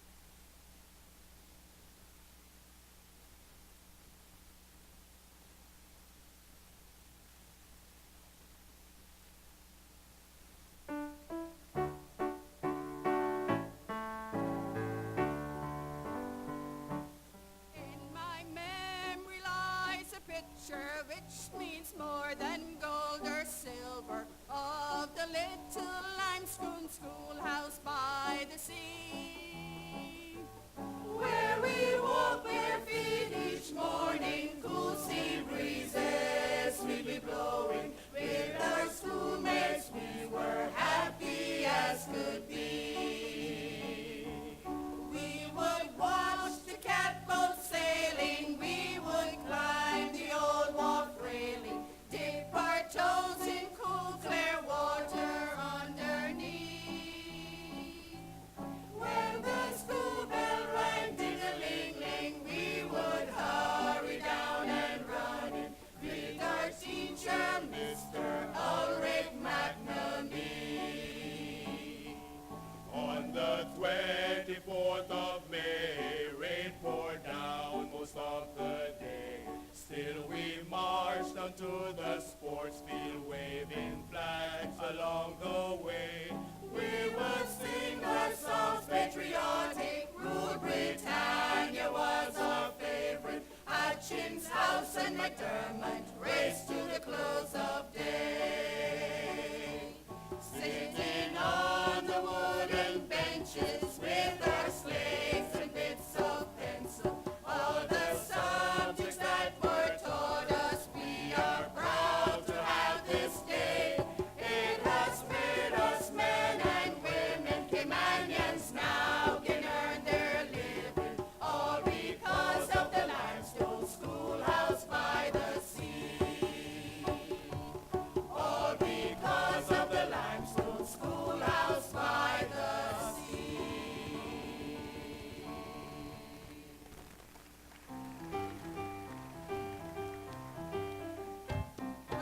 Muncie boat in the sound, boy, Muncie boat in the sound. When you talk about blue swab head all around.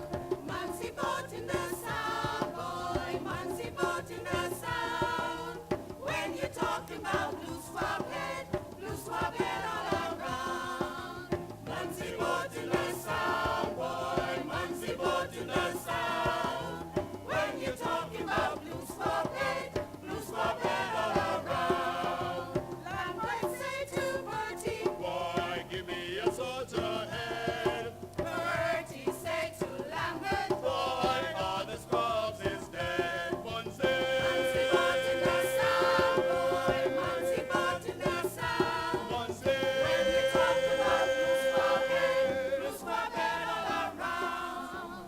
Muncie boat in the sound, boy, Muncie boat in the sound. When you're talking about blue swab head all around.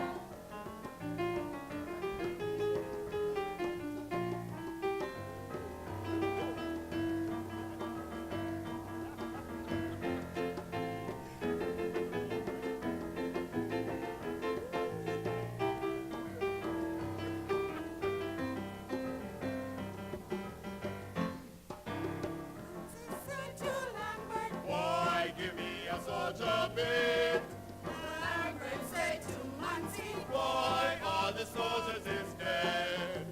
All the soldiers is dead, boy. All the soldiers is dead. Bertie said to Lambert, boy. All the soldiers is dead. All the soldiers is dead. All the soldiers is dead. Muncie! Muncie boat in the sun. When you're talking about blue spot bed all around. Muncie boat in the sun, boy. Muncie boat in the sun. When you're talking about blue spot bed all around. Blue spot bed all around. Blue spot bed all around. Muncie!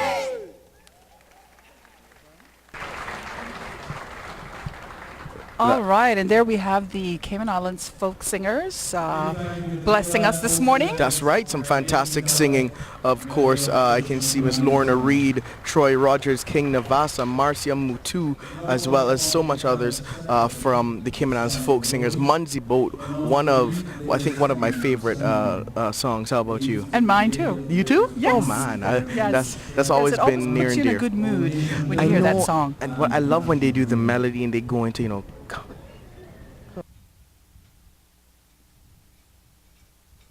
The wreath for the Women's Monument Aspiration is laid by Miss Lucille Seymour, Miss Mita Day, and Miss Kanza Borden.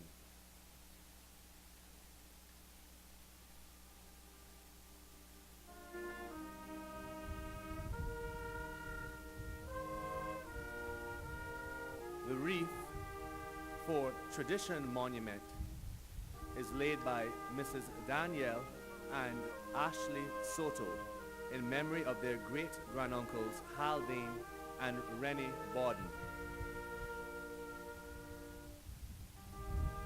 The wreath for the Catboat Monument is laid by Mr. Jerris Miller, Mr. Loxley Banks, and Captain Crosby Ebanks.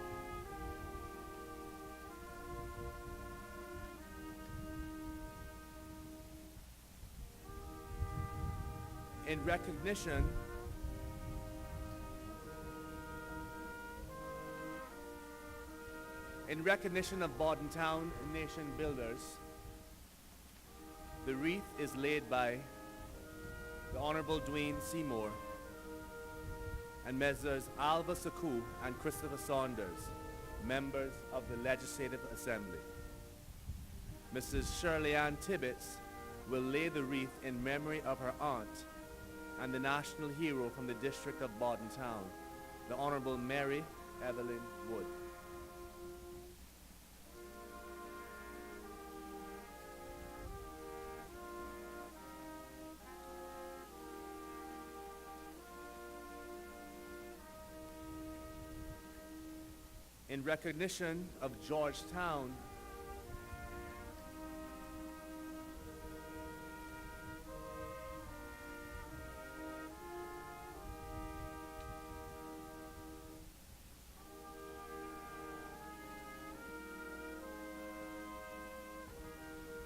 In recognition of Georgetown, Nation builders, the wreath is laid by our Premier, the Honorable Alden McLaughlin, the Honorable Roy McTaggart, the Honorable Joseph Hugh, Councillor Barbara Connolly, Councillor Austin Harris, Councillor David White, and Mr. Kenneth Bryan, member of the Legislative Assembly. Miss Danette Watler McLaughlin will lay a wreath in memory of her grandfather and the national hero, the Honorable Desmond V. Watler. Mrs. Sandra Simmons Francis will lay a wreath in memory of her grandmother and the national hero, the Honorable Sybil Joyce Hilton.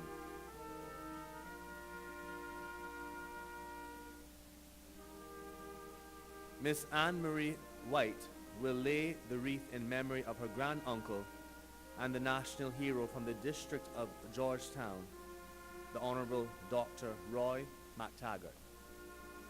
And Miss Tara Bush will lay the wreath in memory of her grandfather and the national hero from the District of Georgetown, the Honorable Ormond Panton.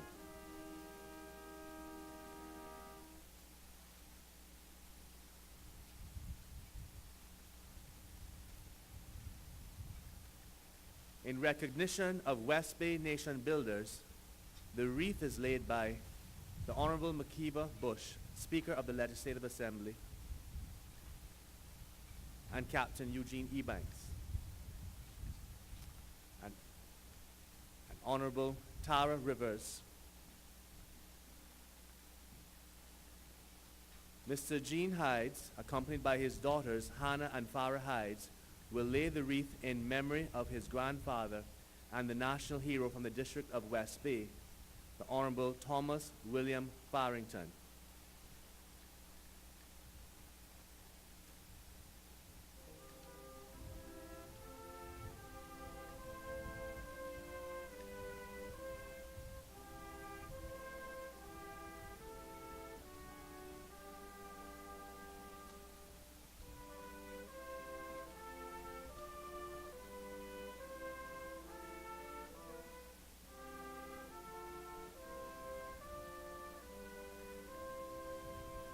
In recognition of our North Side Nation builders, the wreath is laid by the Honorable Ezard Miller, Leader of the Opposition.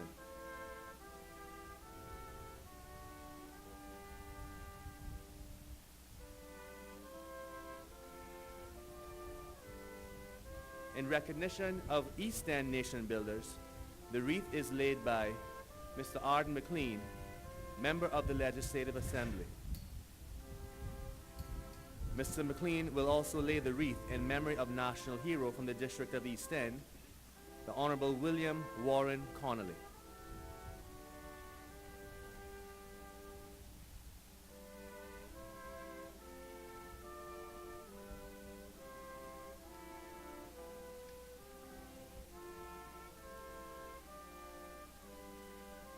And in recognition of Cayman Brac and Little Cayman Nation builders, the wreath is laid by the Deputy Premier, Honorable Moses Kirkconnell, and Mr. Kamal Connolly, son of the Honorable Juliana O'Connor Connolly.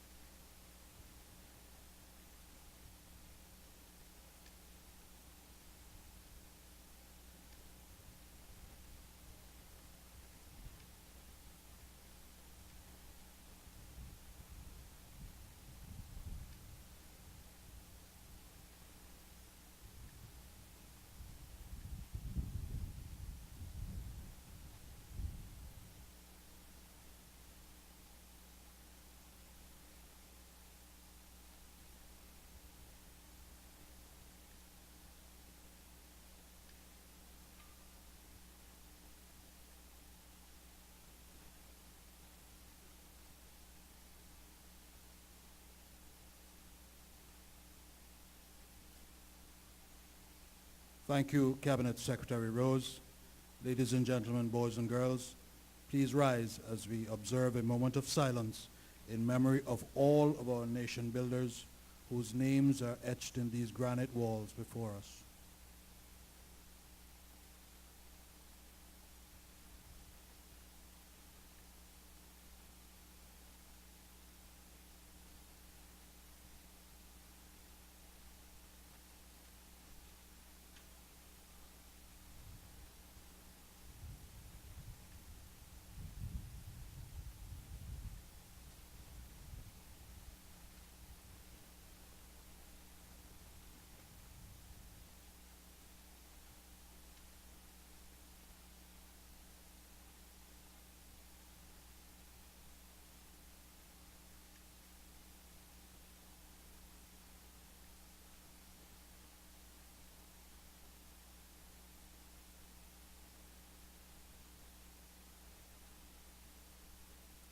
Thank you, ladies and gentlemen. You may be seated.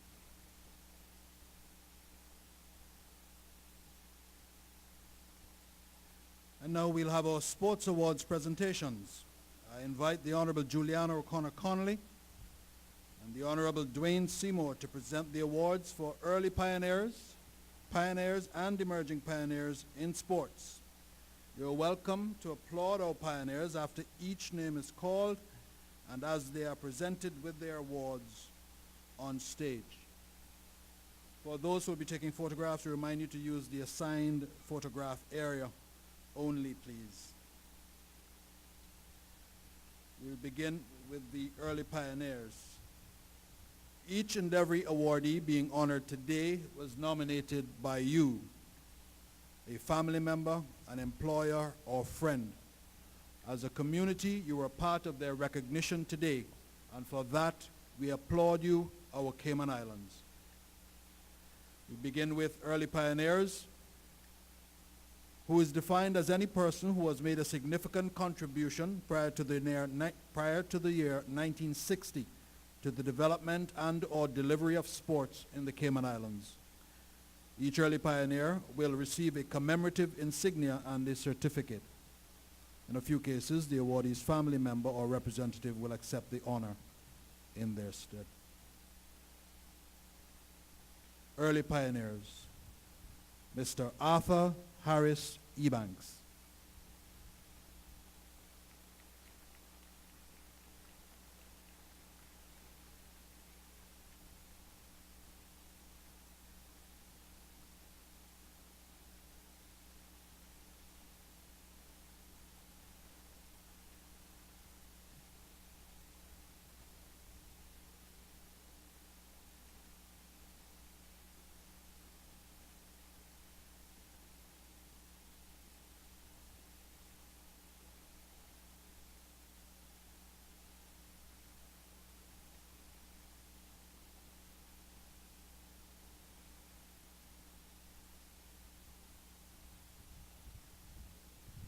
Mr. Dalmain Dunstan Ebanks.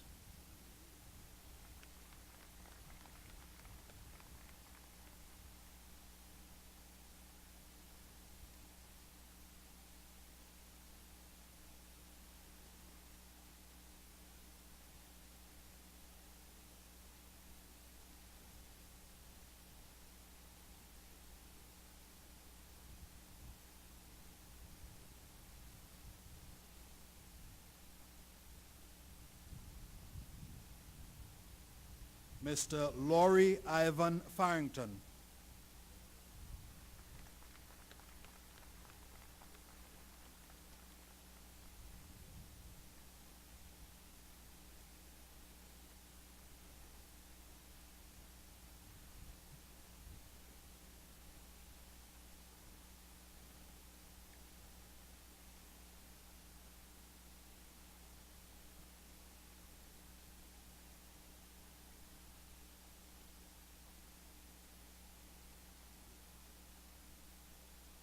Mr. Leonard Augustus Hugh.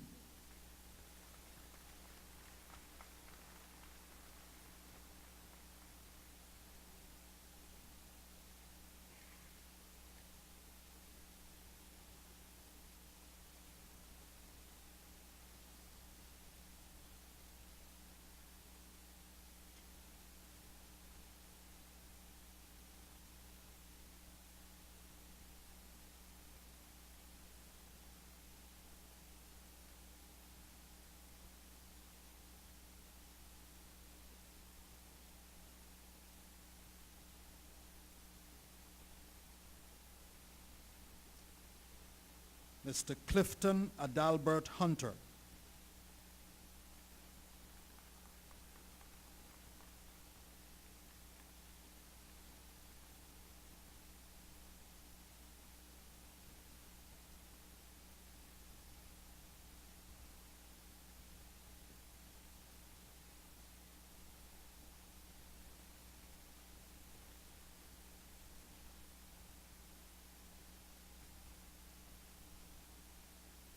Mr. Timothy Emmanuel Macfield.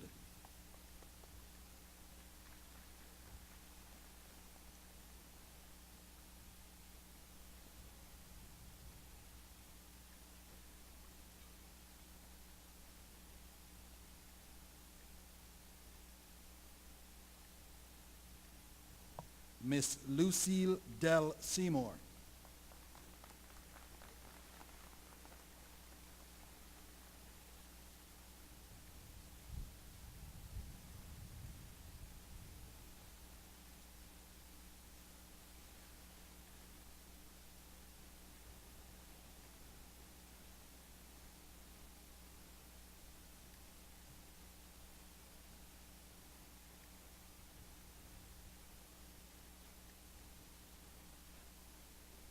Round of applause for all our early pioneers, please.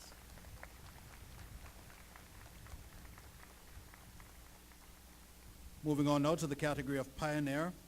That is any person who has made a significant contribution between 1960 to 2006 to the development and or delivery of sports in the Cayman Islands. They will receive a commemorative insignia and a certificate. In a few cases, the awardee's family member or representative will accept the award in their honor. The pioneers, Mr. Ray Banker.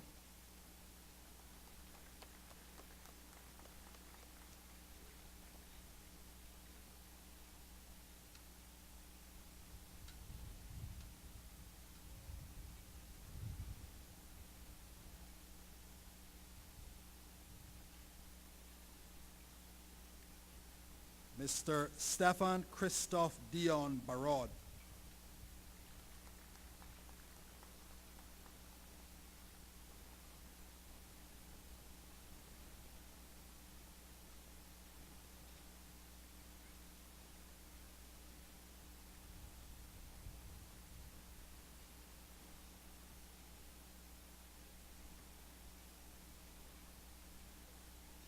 Mr. Gary Lawson Barrett.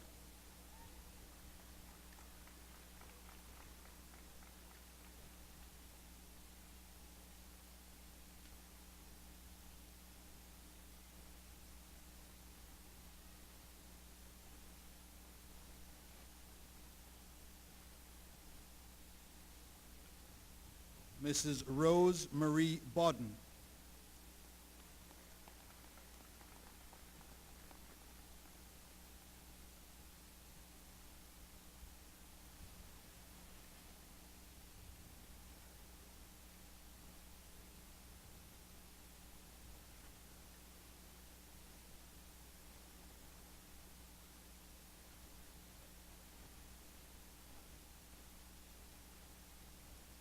Mrs. Louise Christine Burke Richardson.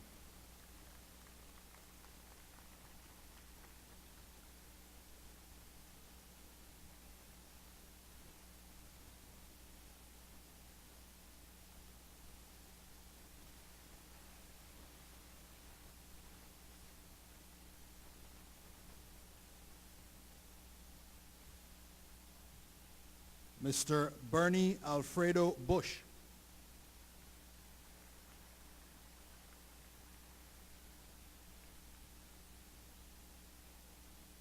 Mr. Thomas Eddingston Bush.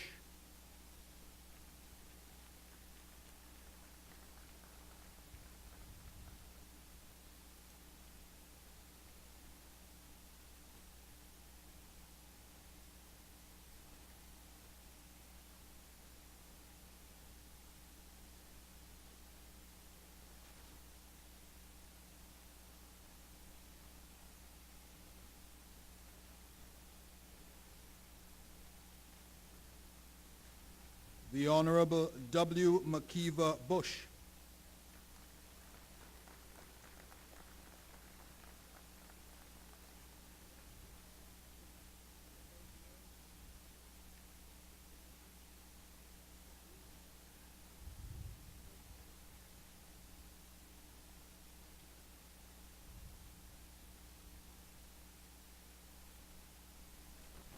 Mr. J.C. Calhoun III.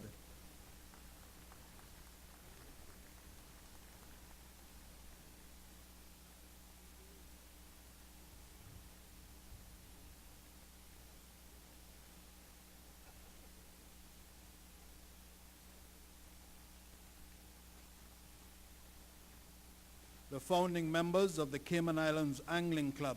These are Mr. Clarence Flowers, Mr. William Rewalt, Mr. Athley Evans, Mr. Horace Dukinney, and Mr. Davy Ebanks. The award is being collected on behalf of the founders by Mr. Davy Ebanks, himself a founder, and current president, Mr. Franklin Thompson.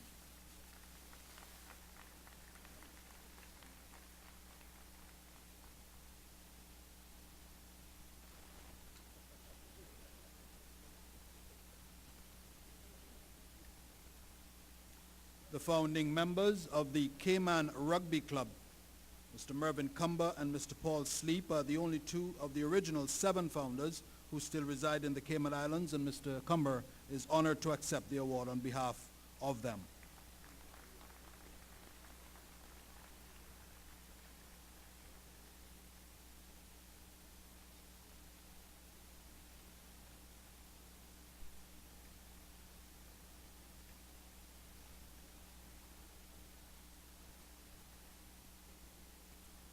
Miss Mita Araceli Day.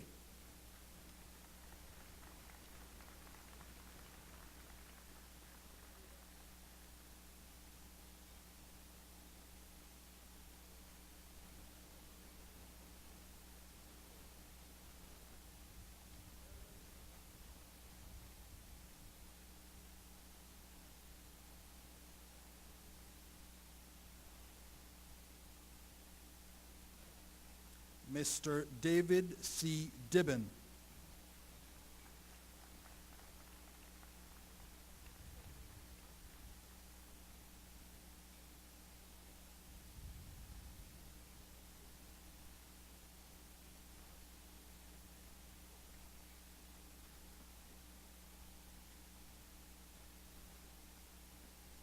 Mr. Alfred William Ebanks.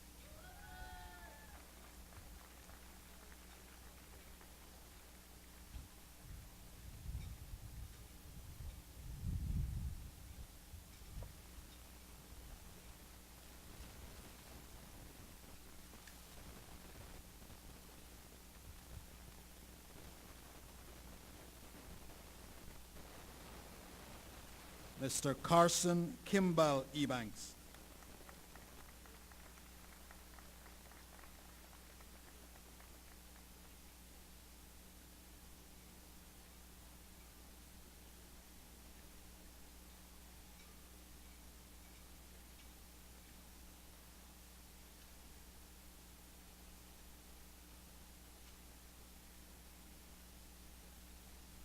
Mr. Crosby Elvin Ebanks.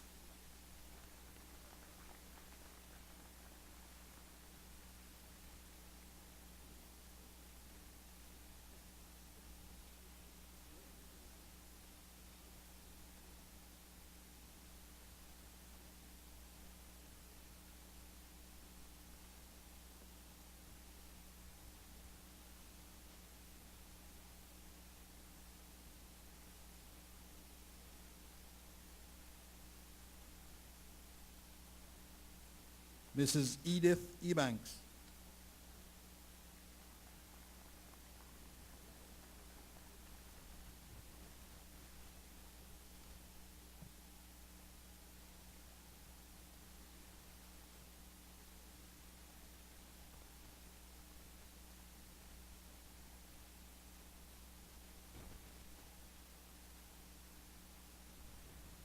Mr. Harley Ebanks.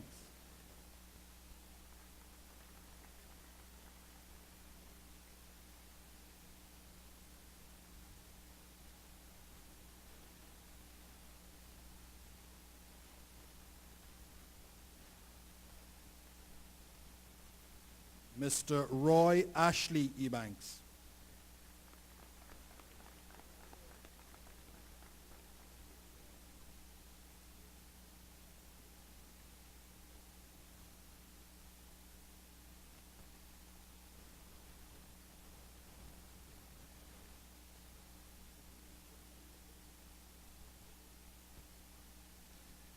Mr. William Percival Ebanks.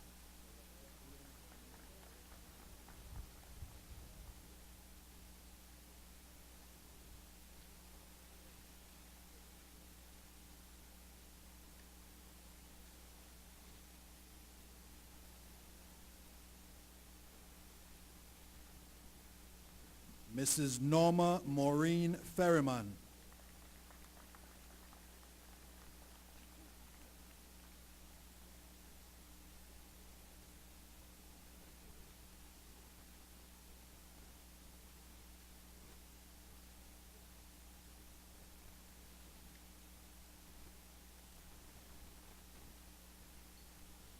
Mr. Sean D. Fraser.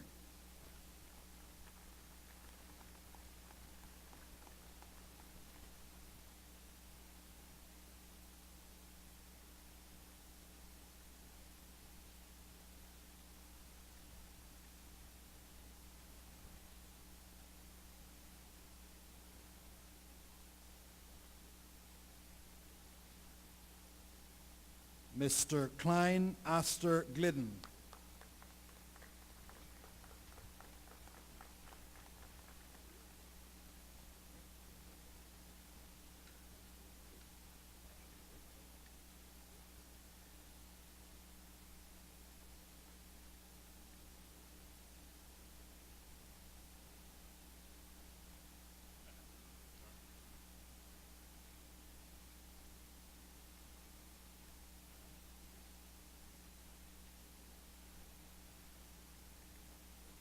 Mr. Ted E. Gray. In honor of Mr. Gray, a number of the early cyclists that he encouraged and got into the sport will honor him by accepting this award on his behalf. These are Craig Merrin, Perry Merrin, Michelle Smith, Alfred Ebanks, Mike Hunt, Dave Dibben.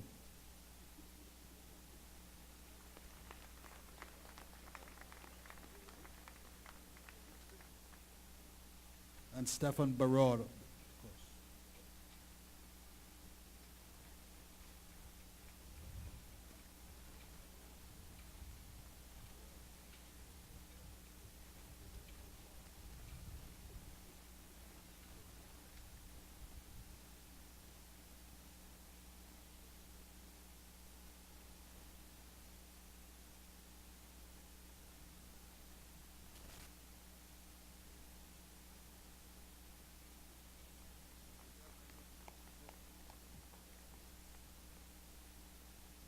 Mr. Derek William Haynes.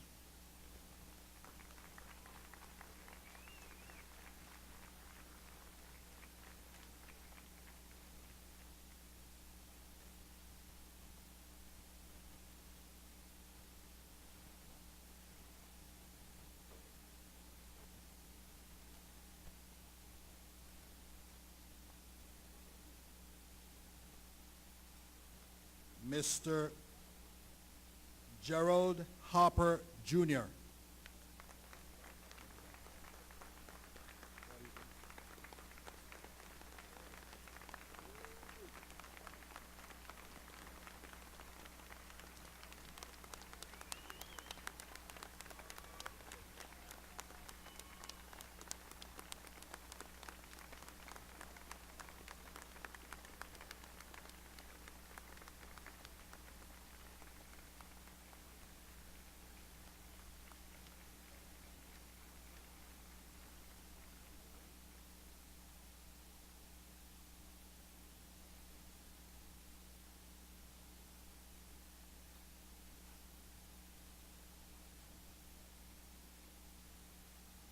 Miss Catherine Mary Hindes.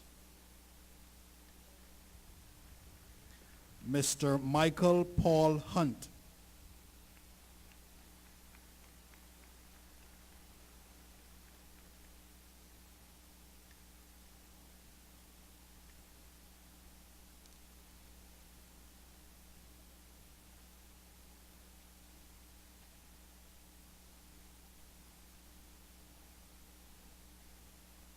Mr. John Dwight Jefferson.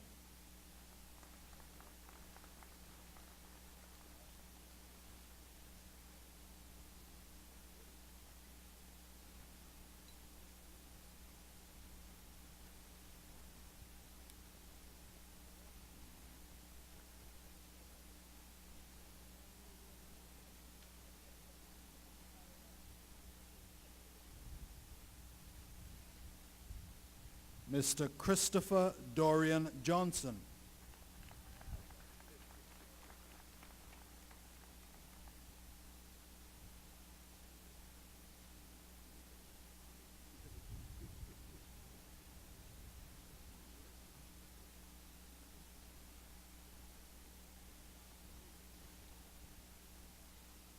Mr. Gerald Aston Kirkconnell.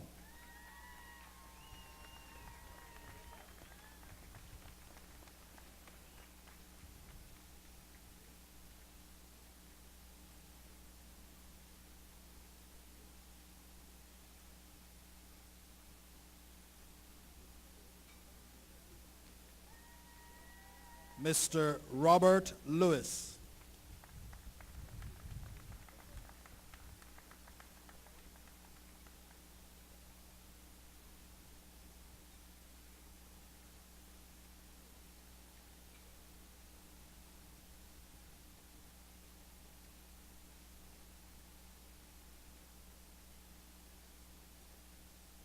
Miss Anita Lynn.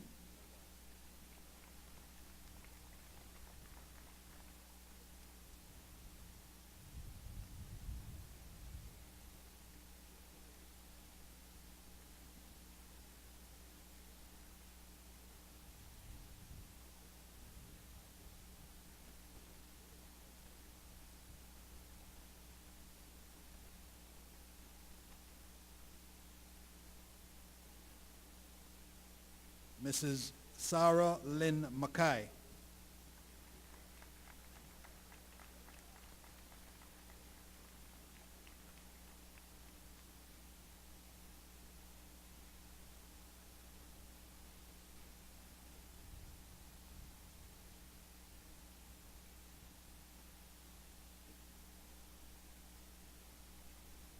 Mrs. Patricia A. McCallum.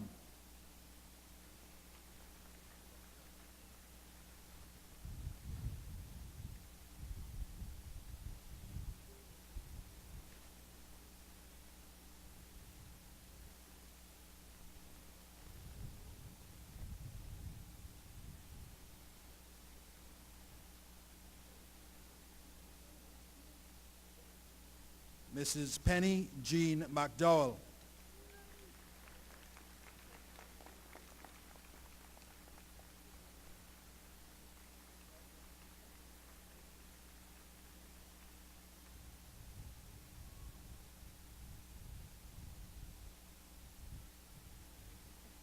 The Reverend Dr. Linda Macfield.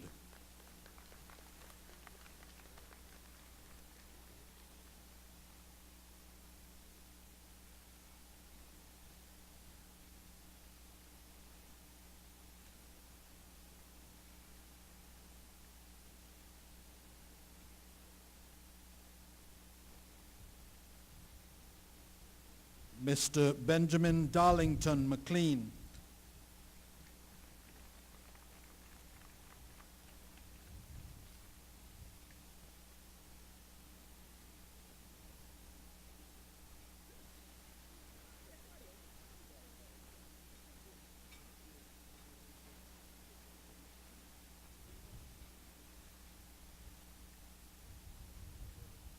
Mr. Charles Albert McLean.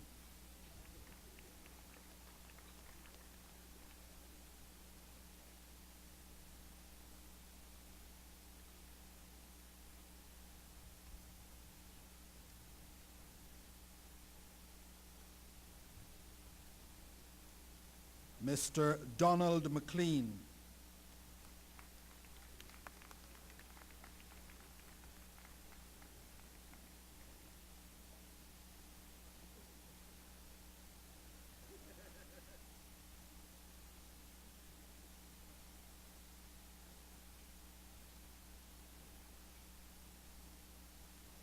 Mrs. Jessica McTaggart Jutio.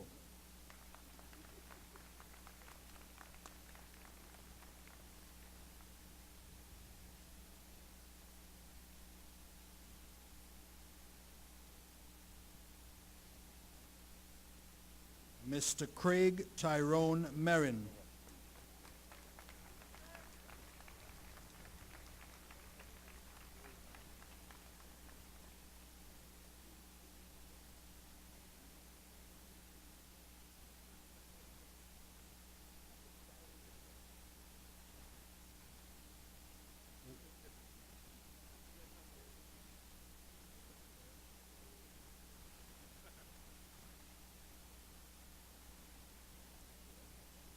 Mr. Duke Perry Merrin.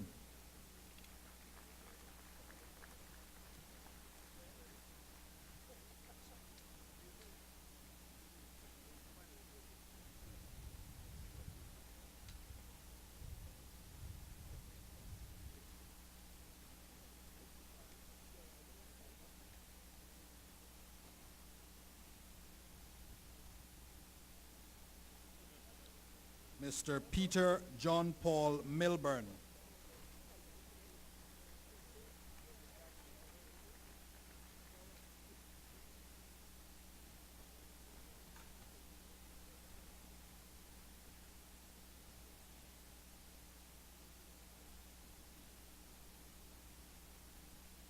Mr. Ned Jerris Miller II.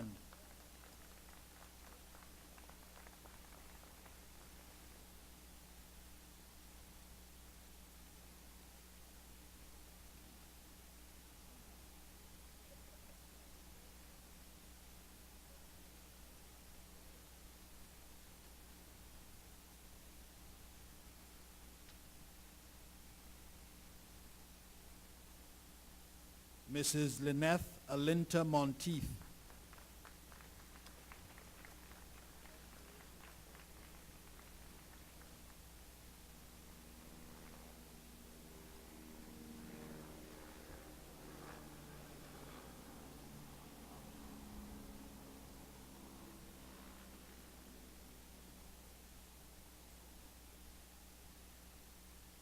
Mr. Alan R. Moore.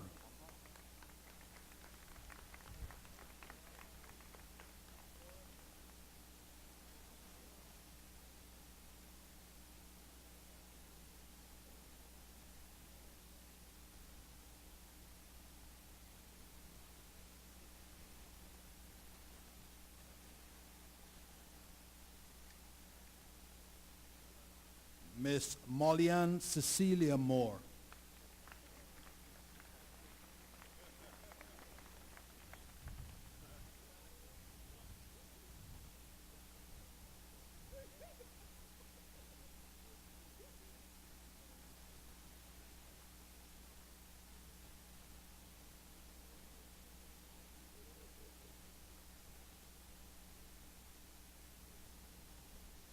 Mrs. Sidoni Mothersill.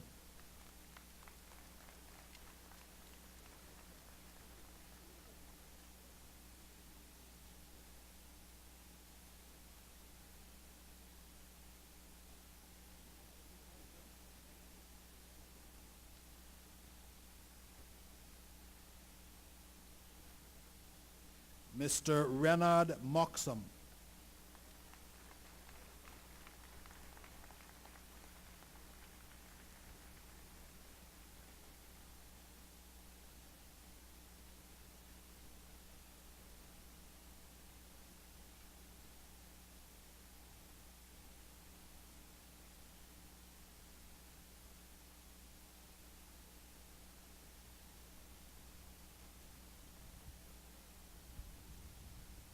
Mr. Astil Murphy.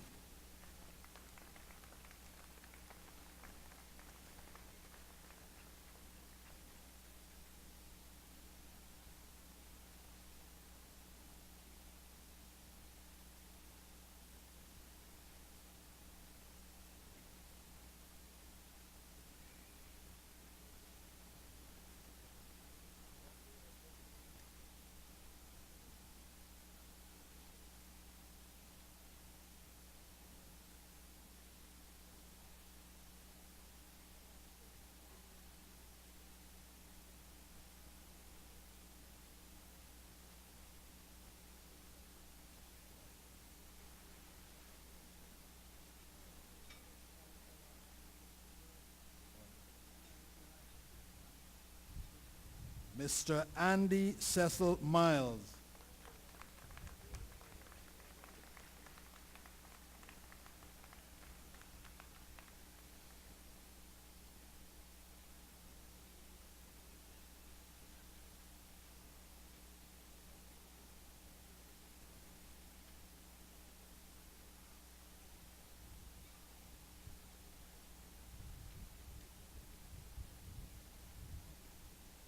Mr. Robert H. Nunez.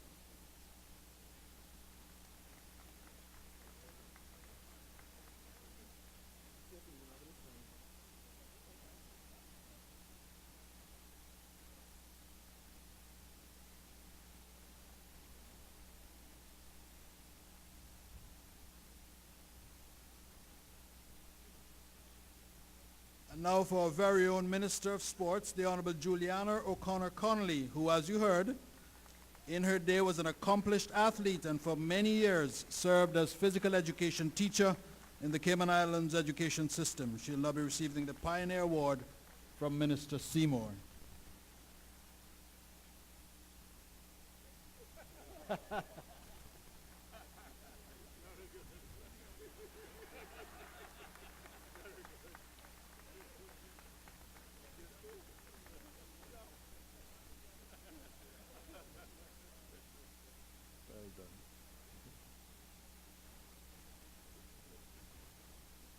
Miss Marilyn Phillips.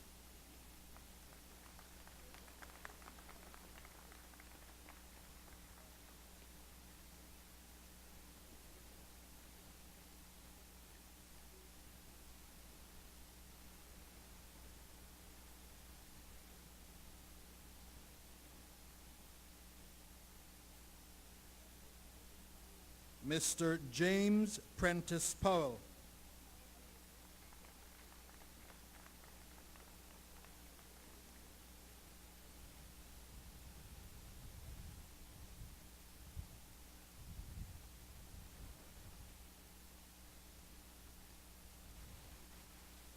Mr. Royce McConnell Mackey Powell.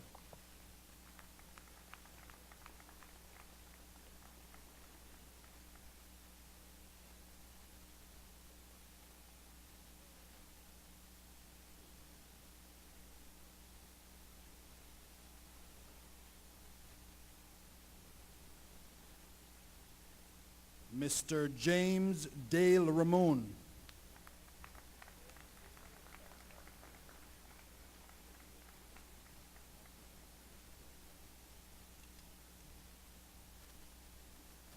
Dale will also be collecting for Mr. Lee Frederick Ramon.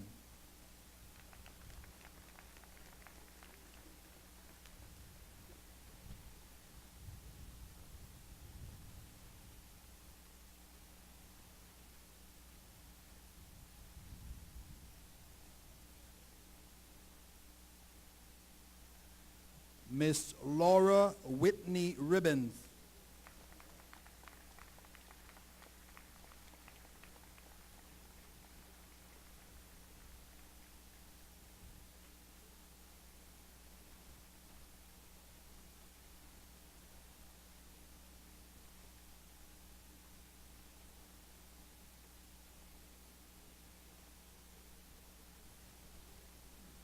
Mrs. Myrtle Rivers Smith.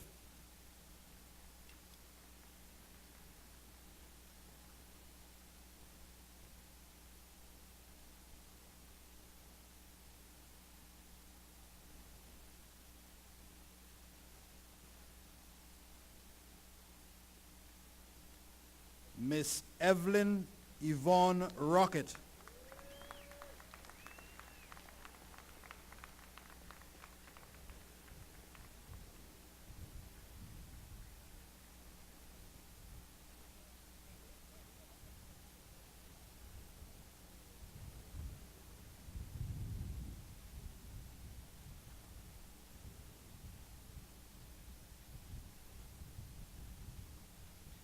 Miss Heather Claire Ruffy.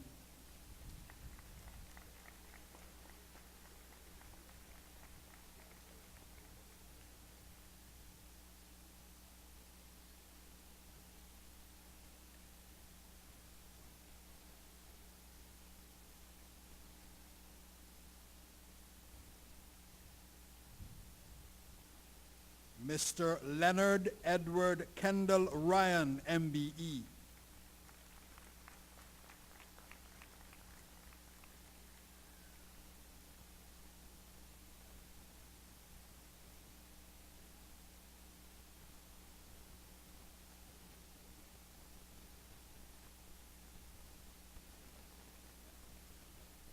Mrs. Janet Marie Sersing.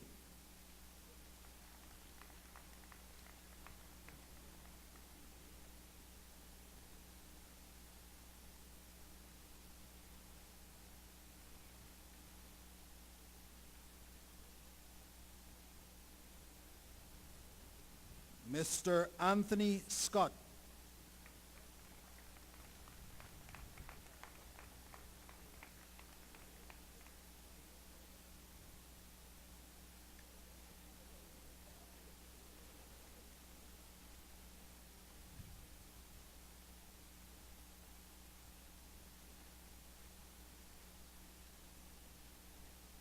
Mr. Ernie Edison Gilly Seymour.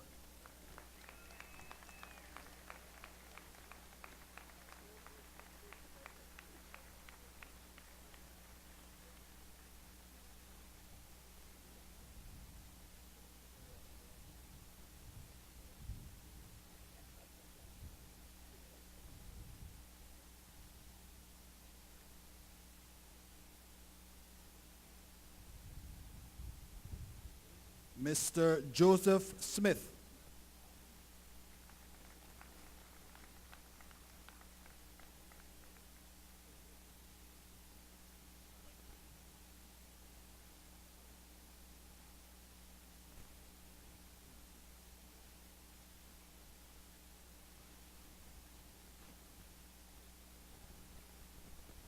Mr. Edward Ned Solomon.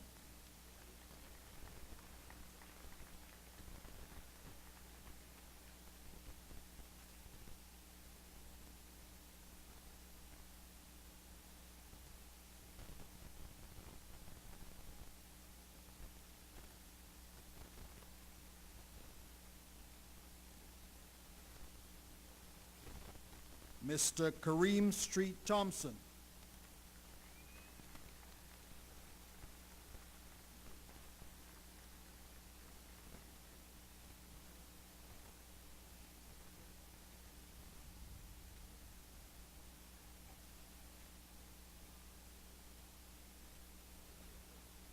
Miss Tanya Louise Kingsford Daly Streeter.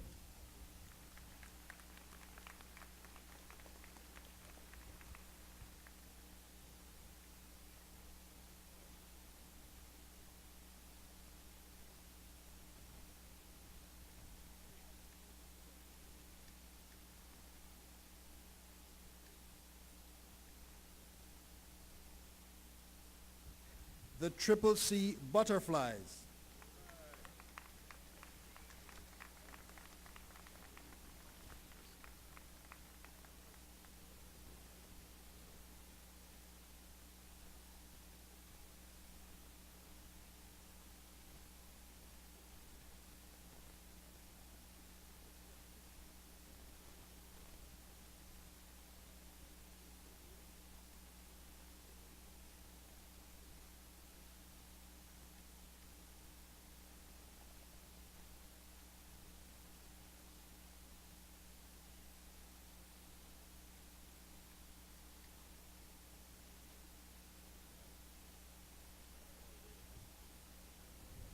Mr. Derek Tyler.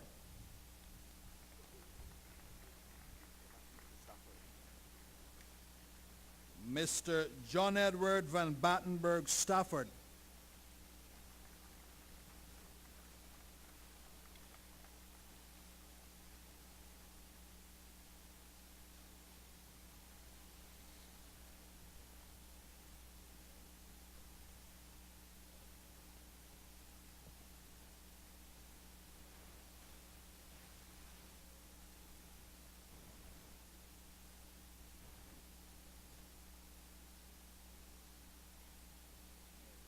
Mr. Derek B. White. Councillor White, his son, accepting on his behalf.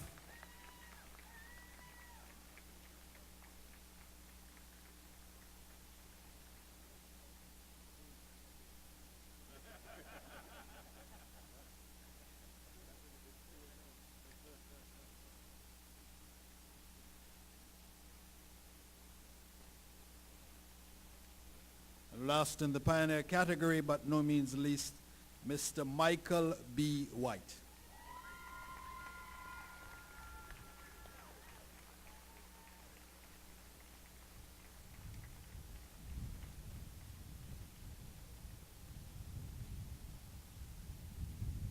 We move on now to the Emerging Pioneer category, who is a person who has made a significant contribution to the development and or delivery of sports in the Cayman Islands from 2007 to the present. They will receive a commemorative insignia and certificate, and in a few cases, the awardee's family members or representative will accept the award in their honor. First up, Mr. Orden McKeevan Anglin.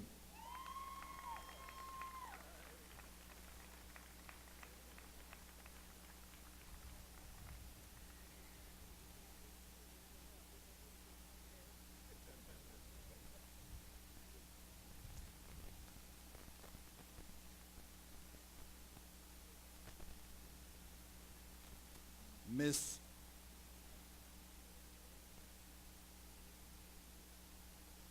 Kanza Rose Bodden. Today is actually a doubly special day for Kanza. She's celebrating her 22nd birthday.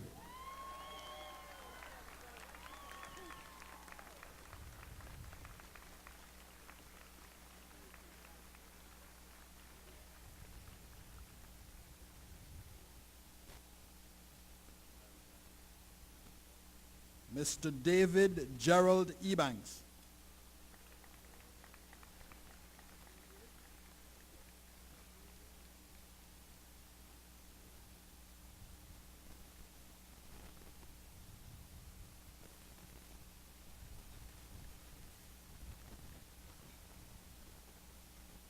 Mr. Mark Anthony Ebanks.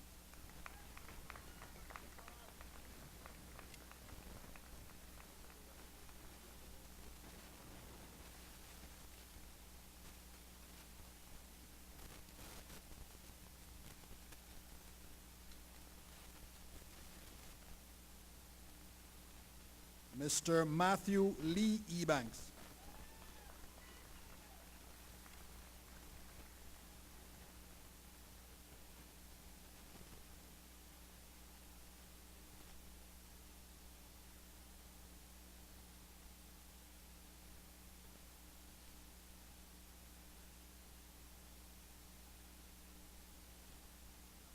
Mr. Ronald Joseph Forbes.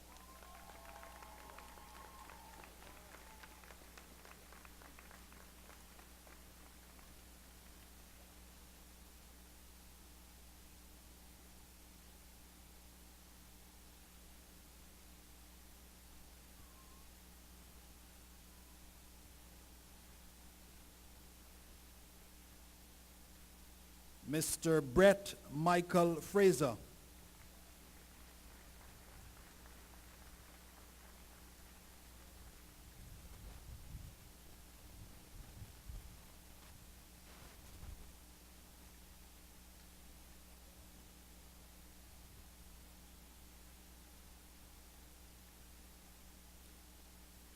Miss Amelia Gillespie.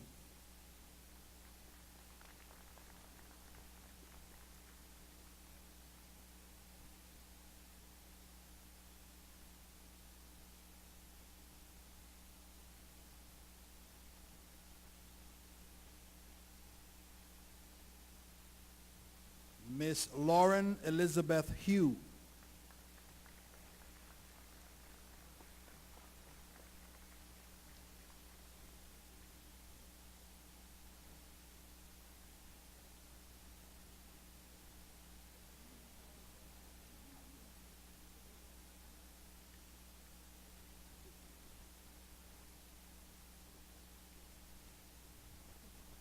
Mr. Brian Ray Martin.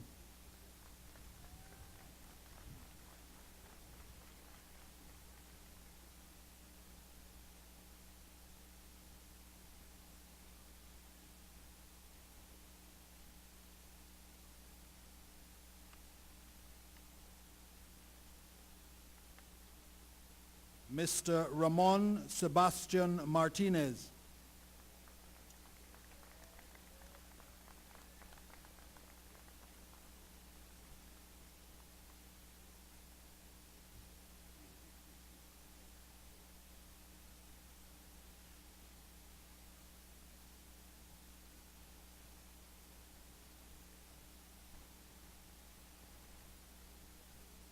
Mr. Jordan J.J. McLean.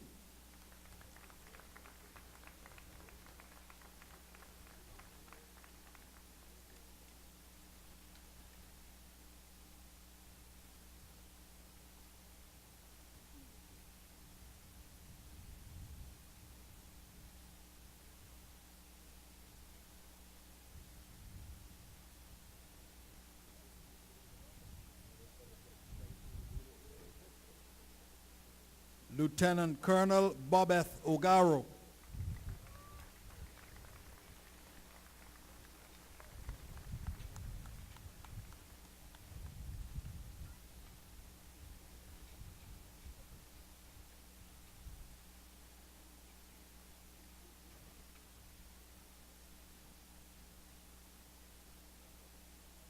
Mr. Oral Sturden Powery.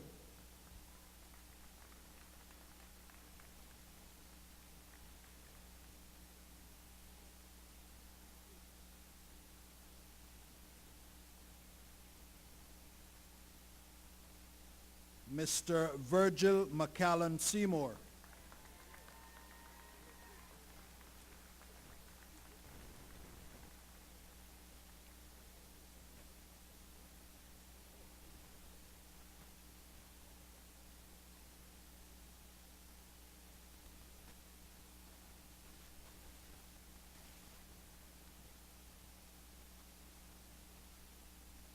Mrs. Tricia Melissa Skyers Palacio.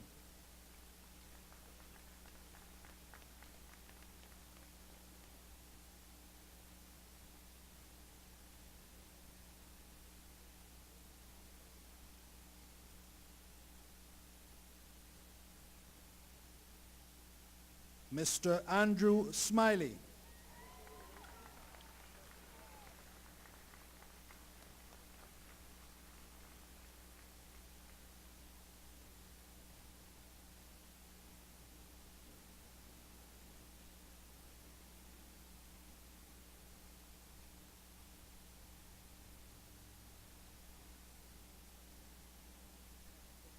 Mr. Cameron Mark Stafford.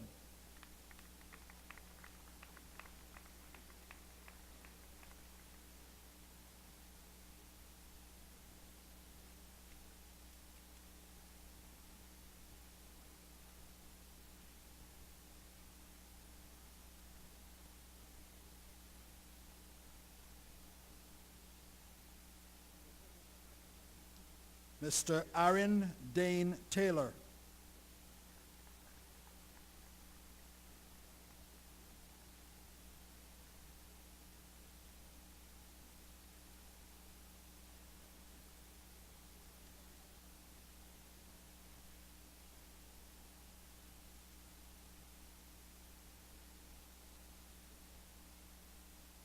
Mr. Jamal Walton.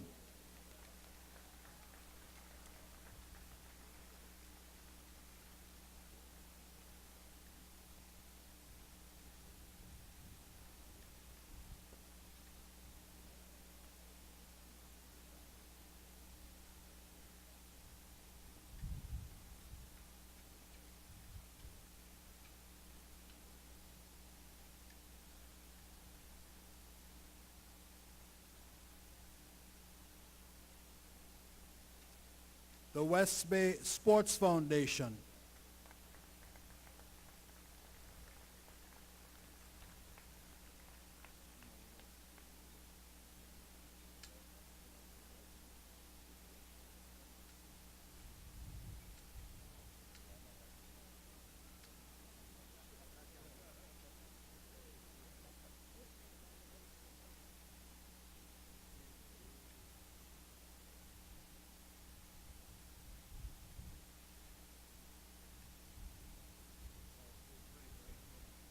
And once again, last but not least, of our emerging pioneers, Mr. Noel Williams.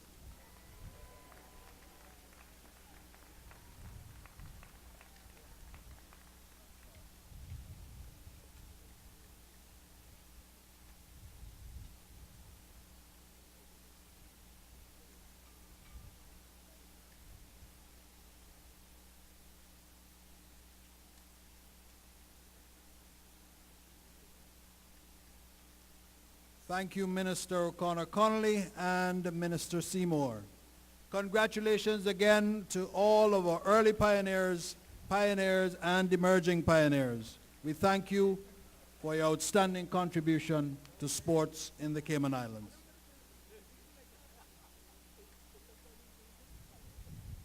The next item on the program is recognition of those on the memorial scroll and our long service awardees. Recipients, as your name is called, you will come to the front of the stage for a group photo. Once you have taken your group photo, you will proceed to the left of the stage and the ushers will guide you back to your seat.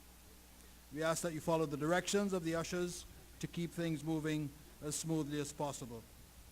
And I now invite Chief Officers, Mrs. Jennifer Ahern, who is Chief Officer in the Ministry of Health, Environment, Culture and Housing, and Chief Officer Kristen Saku in the Ministry of Education, Youth, Sports, Agriculture and Lands, to alternately read the names of those on the memorial scroll and the long service awardees.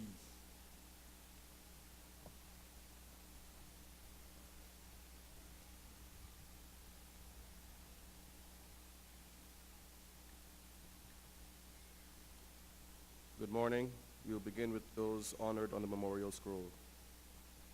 Mr. Rodney Bawden, Mr. James Rivers Bawden, Mr. Moises Anibal Bonilla Sr., Mr. Jeffrey L. Broderick, Mr. Leighton M. Bush, Ms. Juliette Priscilla Castleman, Mr. Alexander Klein, Mr. Eric Lewin Connor, Mr. Charles Dixon, Mr. Shervin Bentley Ebanks, Mr. Brian Wallace Ebanks, Mr. Don Everett Ebanks, Captain Erdis Ebanks, Mr. Philip Beatman Ebanks, Mr. Rayburn A. Farrington Sr., Mr. Ray Foster, Mr. Michael Gorzong.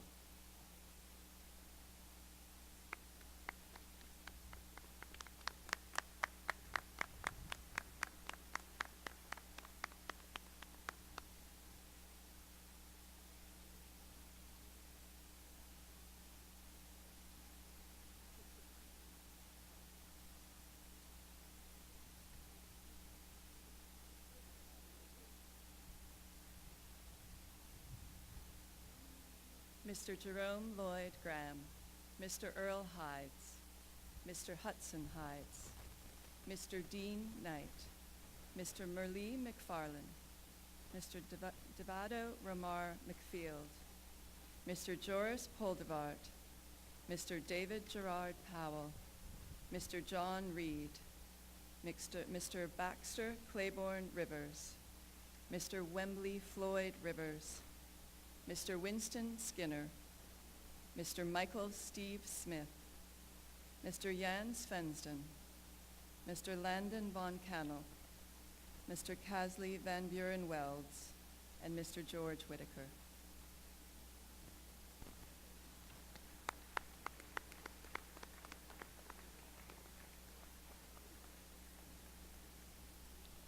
We will now read the names of those who will be receiving long service awards.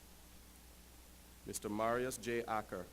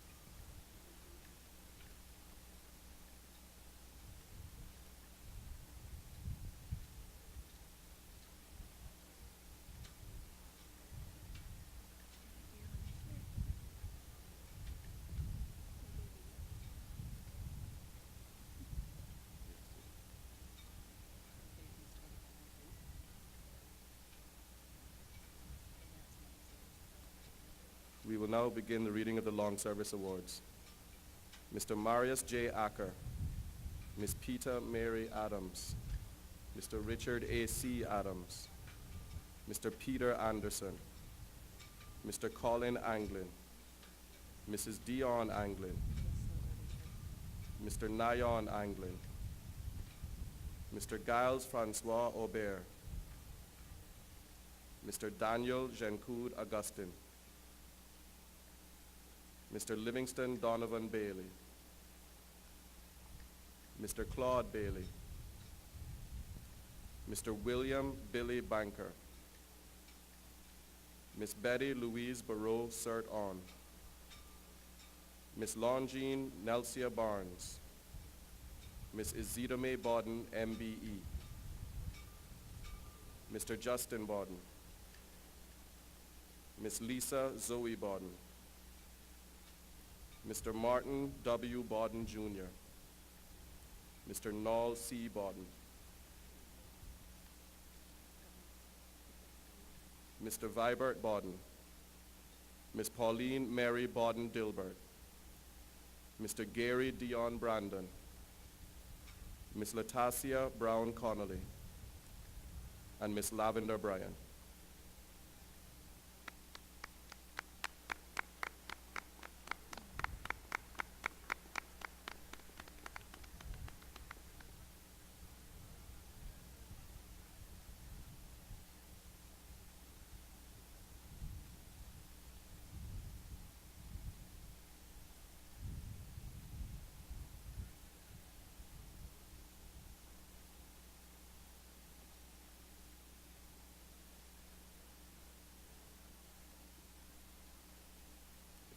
Continuing the long service awards, Mrs. Shavela Burke, Mr. Joshua Alva Ashley Burke, Mr. Curtis Bush, Mr. Floyd Bush Sr., Ms. Shakina S. Bush, Ms. Tara L. Bush, Mr. Paul Lennox Biles, Mr. Mark C. Campbell, Mr. Frankie Coleman, Mr. Sidney J. Coleman,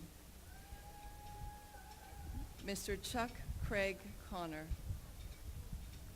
Mr. Curtis Carvin Connor, Mrs. Rhonda Darlene Connolly, Miss Ventisha Connolly, Mr. Marvin E. Connolly Sr., Mr. Frank A. Cornwall Jr., the Cribb family, Mr. Dale Rex Crichton, Mr. Theodore Cuffey, Mr. Marcus Jonathan Cumber, Mr. Denny G. Dilbert, Mr. Alan Kennedy Ebanks, SMM, Mr.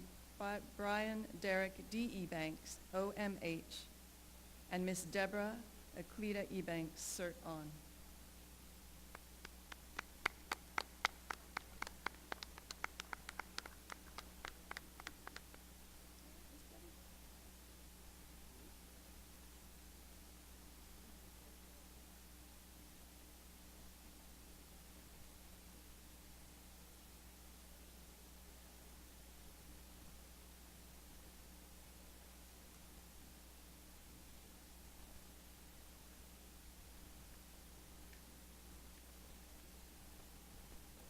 Mr. Dwayne Ebanks, Mr. Gregory D. Ebanks, GMM, Miss Isley Marie Ebanks, Mr. Kendall Ebanks, Mrs. Laverne Roselda Ebanks, Miss Nyla Waveline Ebanks, Mr. Redver Kenneth Francis Ebanks, Mr. Thomas Chester Ebanks Jr., Mrs. Joan Maxine Everson, Mr. Ashton Ferguson, Mr. Kenneth Figuera, Mr. Ernest L. Foster, Mr. Joel Francis, Mr. Alexander L. Frederick Jr., Miss Sita C. Fuentes, Miss Danya Alganya Gall Bennett, Mr. Ishmael and Mrs. Karen Goddard, Mrs. Wilma Marina Godet, Mr. Kevin M. Goring, Mr. Orlando Green, Mrs. Priscilla Antoinette Habib Scott, Mr. Arnold Haney, Mr. Quattro Hatch, and Mr. Loxley Myers Haylock.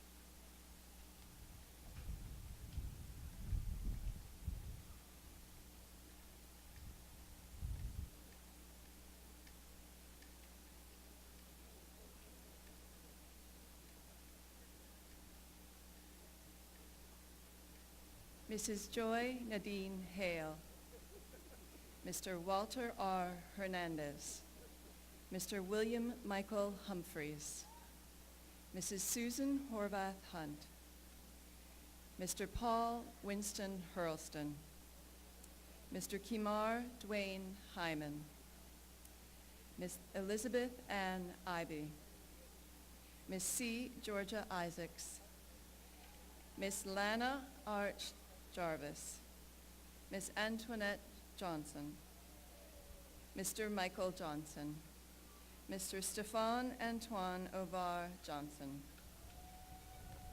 Mr. Johnny Ernesto Johnson Sr., Mr. Kennedy Rayford Kelly, GMM, Mr. Wayne Michael Kirkconnell, Mr. Michael Gregory Letterlow, Mrs. Jane Magis, Mr. Edward Allen Manderson, Miss Wendy Teresa Manzanares, Miss Jocelyn Isolina Marshall, Mr. Richard Marshall, Mr. Elton Kenroy Martin, Miss Sharon Marie Martin, Cert On, and Dr. Carmen E. Martinez.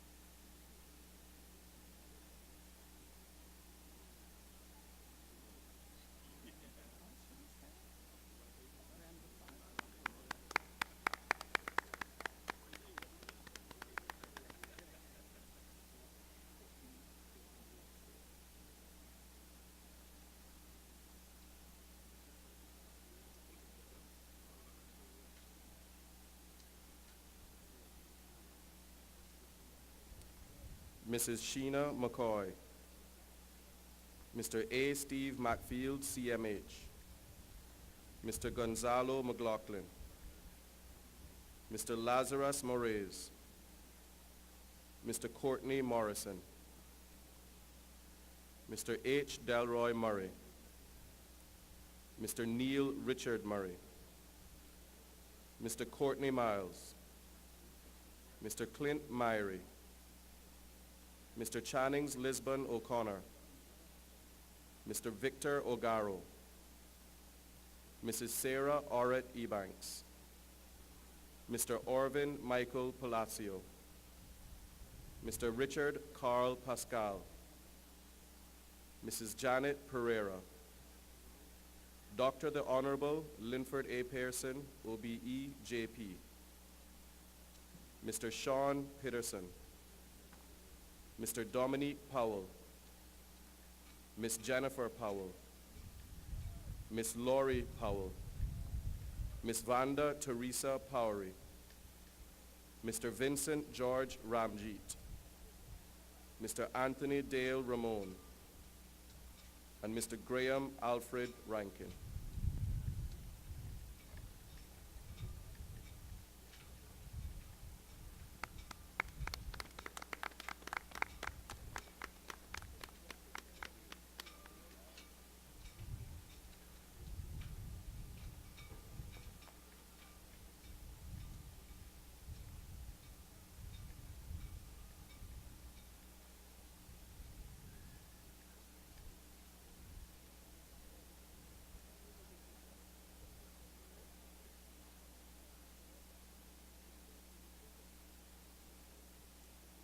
Mr. Jeremy S. Rice, Mr. Arden Rivers, Mr. Darcy Kevin Rivers, Mr. Ronnie Ricardo Roach, Mr. Adam Roberts, JP, Miss Joyce Gail Rogers, Mr. Gary Burns Ruddy, Miss Elsa Ann Rose Scott, Cert On, Mr. Raymond R. Scott, Miss Farine Seeley, Mrs. Kim Short, Mr. Bruce Sigsworth, Mr. Antonio Aracelio Smith, Mr. Michelle Orlando Smith, Mr. Mitchell McKinley Mackey Smith,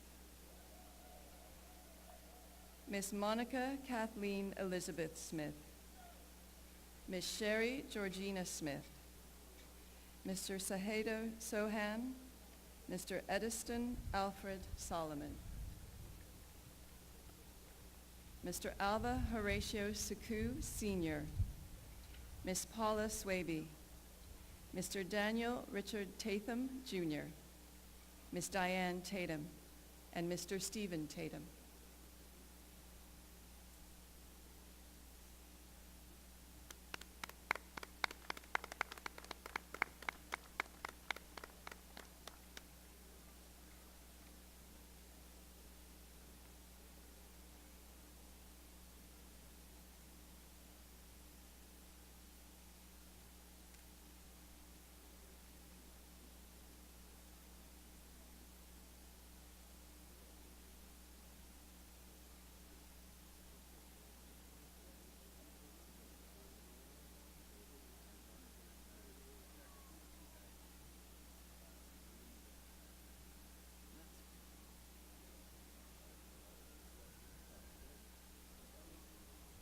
Mr. Gareth Thacker, Mr. Franklin Winston Thompson Jr., Dr. Nicole Camille Thompson,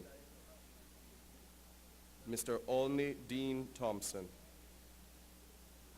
Mr. Paul Gary Stephen Thompson, Mr. Victor Martin Thompson, Mr. Bentley L. Mark Tibbetts Jr., JP, Dr. Dalton E. Watler Lyons, Mr. J. W. B. Welcome, Mrs. Julie K. Wells Candler, Mr. Alfredo Whitaker,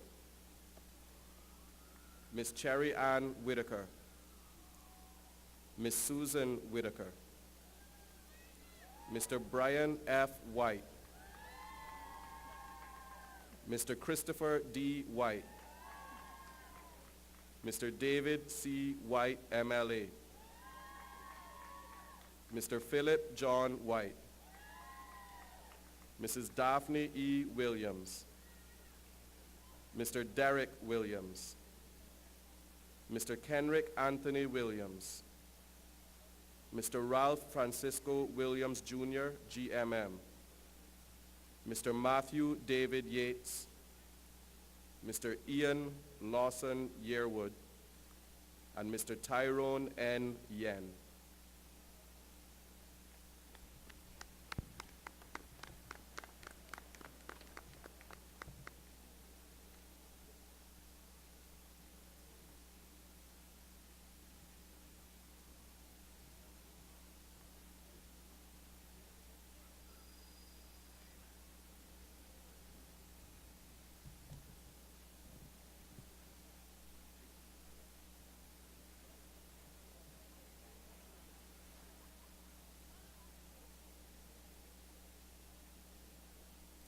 Thank you, Chief Officers Ahern and Saku.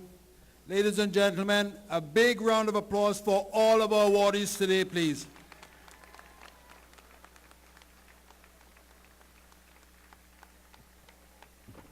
Today we have paused to recognize your contributions to the Cayman Islands in the area of sports. We trust that today will not only serve to show our appreciation, but will inspire future generations to follow your footsteps in this area that is such a critically important component of our development. It is now my pleasure to invite the Honorable Premier to announce next year's National Heroes Day celebration theme.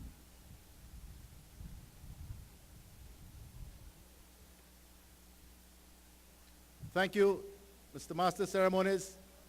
My congratulations to all the recipients. I wish to announce that the theme for next year's Heroes Day is celebrating our maritime heritage.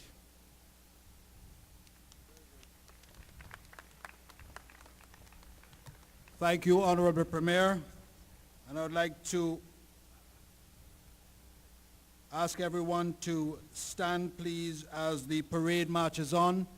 The long service awardees, you will collect your certificates in the Georgetown Town Hall and get other individual photographs taken. Please don't forget that.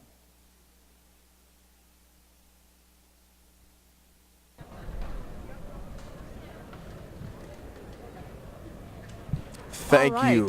And welcome back to That's our right. continuing coverage. Things are almost wrapping up here in Hero Square, but up next we're going to have the national song. That's right. Sang by the Williams Quartet. If you've never heard them, it's a family of 4 siblings. I believe it's 2 girls, 2 boys. They're absolutely talented and amazing. We've just seen all of the awardees receive their awards and take their photographs. It's been a really momentous occasion here at Hero Square.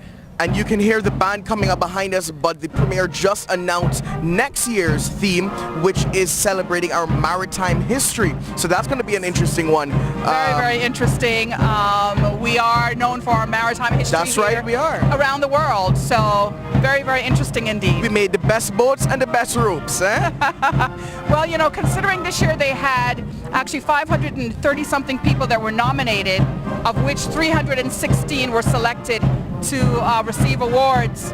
It's very interesting to see what the numbers are going to be like next year. Exactly, and you know, that is a kind of a more rare field, so I think it's almost safe to say maybe those numbers won't look quite similar. You never know, you know, it's maritime and sports, a little bit of a juggle there, but it has been our absolute pleasure being with you and commentating throughout today's ceremonies.